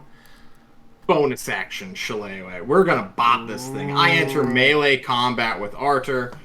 Flanking probably doesn't exist, so I won't even ask, but I'm gonna bop it. Yes, sir. Bop it. Is this the first melee combat of the whole session? Oh, yeah. The holy club comes splashing down into the, muck and mud. Yeah, you just can't get a good swing in. Oh, creature, how humiliating. Galia, you are the next to react. What do you do? I shake off the swamp water that this toad jumping has got all over me, and I shoot at it, hoping not to hit my allies. All right. 23 will hit. Roll some good damage. 8. Nice. Oh, I have to do math. Right. Tell me, how do you slay the giant toad? Oh, wow. Good stuff. Oh, as it's jumping over, it jumps and splashes against Archer with all the swamp water. And it opens up its mouth to bite it, and I just shoot it directly through the cheek. Nice. Right through the cheeks. You pierce the poison sac in the back of its mouth. You see this purple, blackish ooze just spill out, and it just falls heavily into the swamp. Just leaving its oozing, pussing body there. As you can peer inside of it, you see the dissolving remains of a mule and a humanoid body, just pitted and burning with acid in its large burbling stomach. Well, I say a little prayer over the body, to a nondescript deity. And I will go pick up the book that our dear friends built. I will treasure this. And after the night ends, right, Greg? Yeah. And with that, the night will end. Yes. So. So real quick, we're 30-minute warning till midnight, which is my drop dead on these sessions. So we need to get back. We're running up into the end. Back. The night's rest. The night has happened. We can take a night's rest, but before we do, I want foraging rolls from the 3 survivors.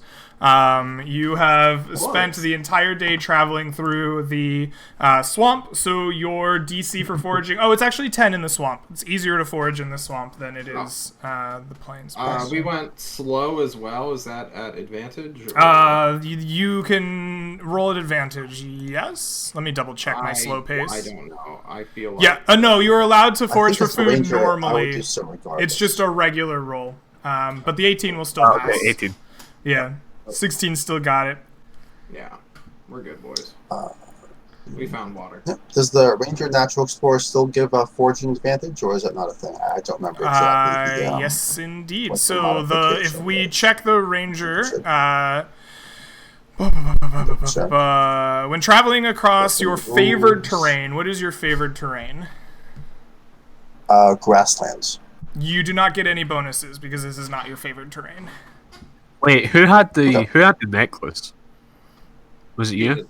No. The necklace can be recovered if it was on Sherazad, otherwise the party Oh, just has it. look! Yoink! That's the thing I'm getting this session. Let's go. So, Galea, you failed to forage. However, your water skins were filled by creature Vixty. They found drinkable enough water. Go ahead and mark off 2 pounds of rations for your failed roll. You have a mule, right? So go ahead and mark off the feed for a day for your mule as well. Would not find a good place for it to graze. All right, with that taken care of, the night's rest comes to an end. You may use any number of hit dice available in your pool to restore HP. You can recover any class features or spells entitled to a long rest by the player's handbook. And then at the end of that, 1/2 of your total hit dice pool rounded up can be recovered for use the next day. I say let's get home. Agreed. Yep, I agree. With the death of Sherazad still kind of hanging over us, Gala has sort of a somber expression and agrees that Henry Mack would be right. We should tell her loved ones what happened. I don't did the think we wrong can hear thing. it now. I am sorry. Yeah. Yep, sorry. Oh, you're good.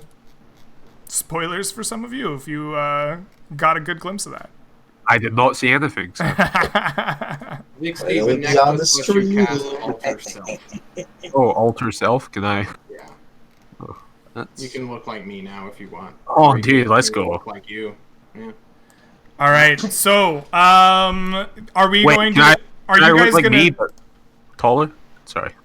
Yeah, you can look like you, but taller. Absolutely. 1 inch taller. Let's go. Nice. Well done. You look like yourself, but taller now. I need Oh, a okay. palm quickly. Does this increase speed so that we can make it back to town? in Yeah. one So day, if you move at a fast pace and successfully navigate, then you will move You'll move more hexes than you've been moving. To move at a fast pace through the swamp, you will have to leave behind the cart. The cart is not capable of moving at a fast pace through this area. Let's do normal pace then. yeah, we have to do normal or slow. Which do you prefer? It's 2 days slow. It's probably the same normal. Yeah, let's do slow actually. Like, We'll book it once we get out of the swamp. Sound good? yeah, let's just go. Do I have any crazy ass dreams when I'm asleep as I roll this survival check to get us out of this? landscape? No, you do not have any crazy ass dreams, unless no magically induced crazy ass dreams. You might have crazy ass dreams anyway. No, I think I sleep without dreaming for Okay. once in my miserable life. It is dreamless. 20. 20 is a successful. That Nice. meets the navigation check. So you successfully make your way through the swamp. Tell me a little bit about how you guys are traveling through the swamp here on this day as I roll for encounters. Probably with a cloth on my face. Mm-hmm. Trying to look as pathetic as possible. Because, let's be honest, Creature is rather pathetic looking. Even without his masks. Yeah, Gala doesn't have to try to look pathetic. She can just be genuinely sad because this whole adventure has been running from things and almost dying, and actually some of her friends actually dying. So she'll occasionally look over to where Sherazad would have been riding next to her, as if to chat on the road, and then just sigh softly, remembering that she's dead. Mm-hmm. You know, next time Arthur is definitely taking more of a leadership role because, if we stayed in that tower, we might have all died to kobolds, but at least we wouldn't have multi-classed into warlocks. So That sounds like something so meta, I refuse to engage with it. hey, Are we? No, I still feel good about the decisions we made. We would have all died back there. So, as you are trekking through the swamp, a little bit past midday, you are making your way around a particularly boggy area, trying to make sure you can keep your cart with you. And you're kind of taking a detour around this bog, and you come across a small cave in a rocky kind of outcropping rising up out of the swamp, and from the inside of this cave you can hear like a loud buzzing, like a thrum of like almost insect-like noise. Does it remind me of the Sturgis that when we encountered them? It does a little bit, like yeah, like it's a similar noise for sure. I just kind of point everyone in the other direction. Like, no, that's not. Let's not go in there. Okay. All right, you avoid But I the direct the cave, wheel and cart away from it. and the cave ignores you, I guess. All right, the cave ignores you. You move on past it, and continue for the rest of your day unmolested by encounters. Which brings us to the evening. You've made good progress, moving at a normal pace through the swamp, and you feel like you're pretty close to the edge, but night has fallen, and it is time to camp. What is your camp like during this evening? I will... Is there anything wrong with staying up all night for like one day? Is that like exhaustion? Yeah, or... I'll give you a level of exhaustion for not sleeping at all, but it is something you can do. I will discourage a campfire at least. Say we should sleep.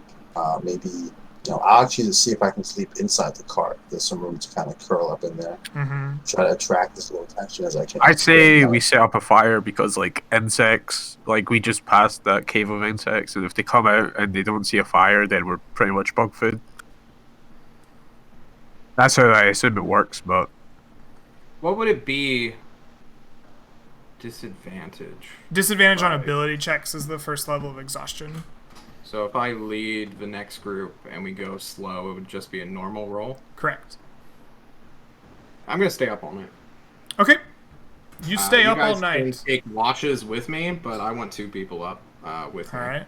Or I want 2 people up at all times during this night so that we can ensure we're alive. Yeah. You stay up. I will join you in staying up, and we'll let Archer sleep. I think that's reasonable.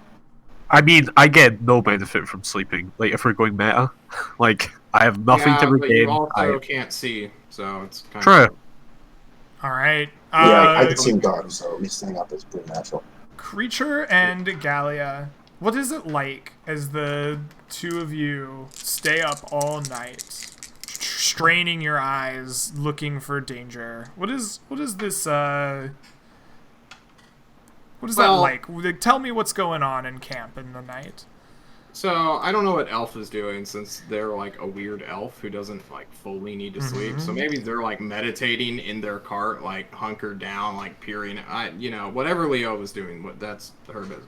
But Creature is like fully eyes closed, almost meditating, because he's just listening for anything at this point, smelling. He can't rely on sight right now. It's dark. He's a human. He doesn't have dark vision, so he just intakes this swamp, which has cursed him so deeply, and is going to be giving himself a lot of internal questions of whether this is equivalent to his own curse that he already carried to this land, or if it is at all. This is a soul-searching night for Creature. Okay. Gala is just also very quiet.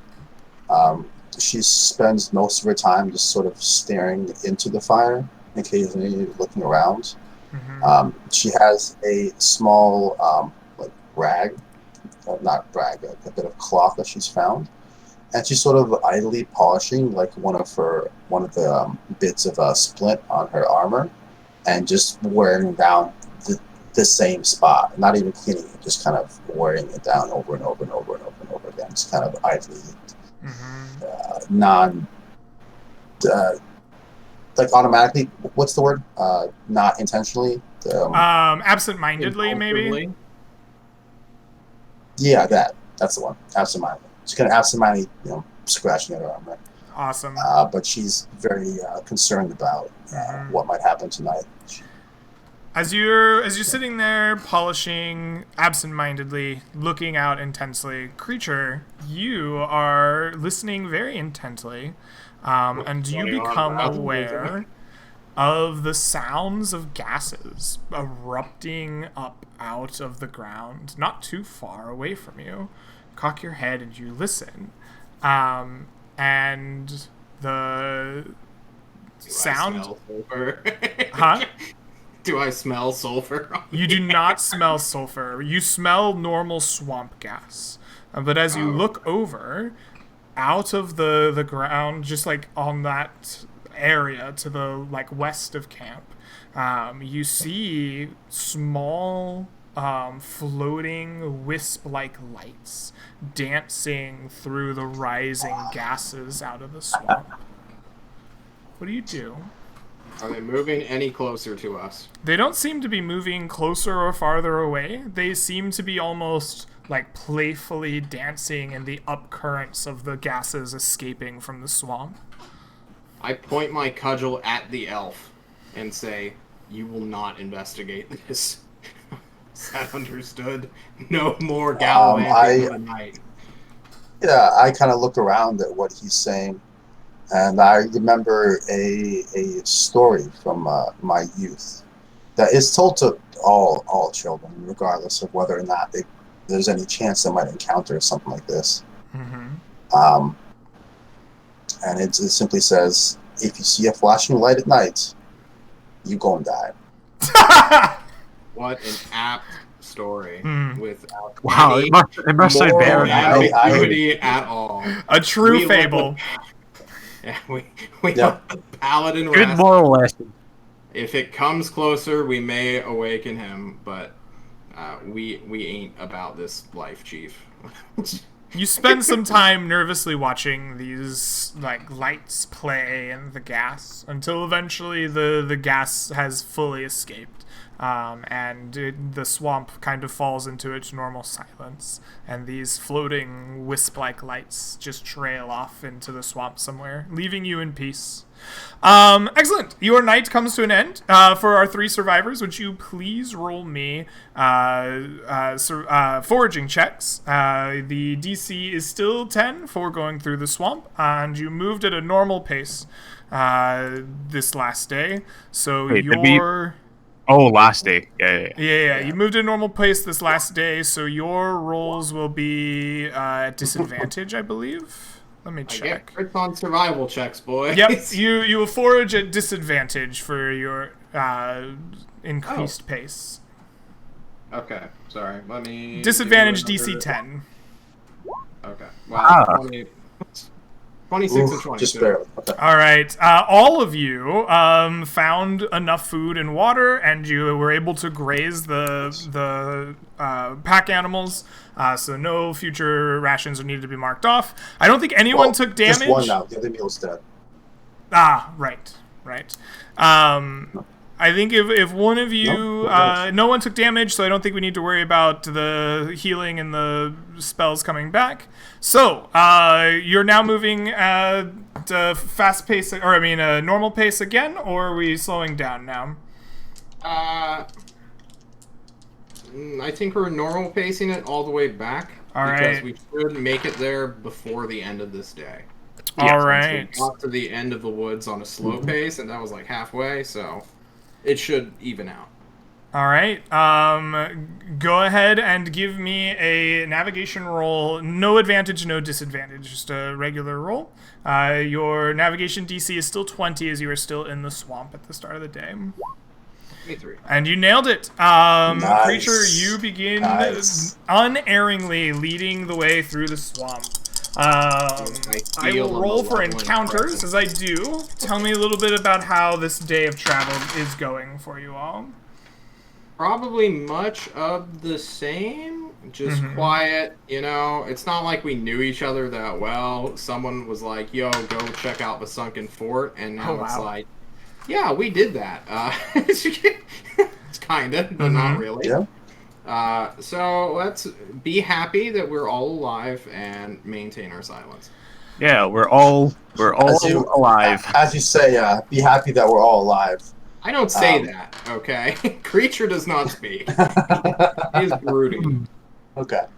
You may speak amongst yourselves, but Creature just leads the mule. Shockingly Gail is also enough, just kind of softly brooding, wondering like whether trying to remember like what she knew of Sherazade. If she told her any like stories, if she can like have something to bring back, like I knew her, kind of relate to her a little more. Here's her Did book. you share anything, If you want to look Sherazade, over. or are you kind of quiet? What? So, was that a question towards me? Yeah, I'm sorry. Did you like give out like any sort of like a personal or like a background info to Gala, or you kind of keep to yourself a little bit? If you guys are around, I'll talk to you. I'm usually just doing stuff with my book, but I'll like share like, I would share like, yeah, hey, this is the thing I saw last time, or like this is what the stars mean tonight, or like silly stuff like that. I'm a scholar, and I like people to know that I know things. You were a scholar. Well, I was a scholar. Yeah. Dot. all right. Well, The knowledge lives on.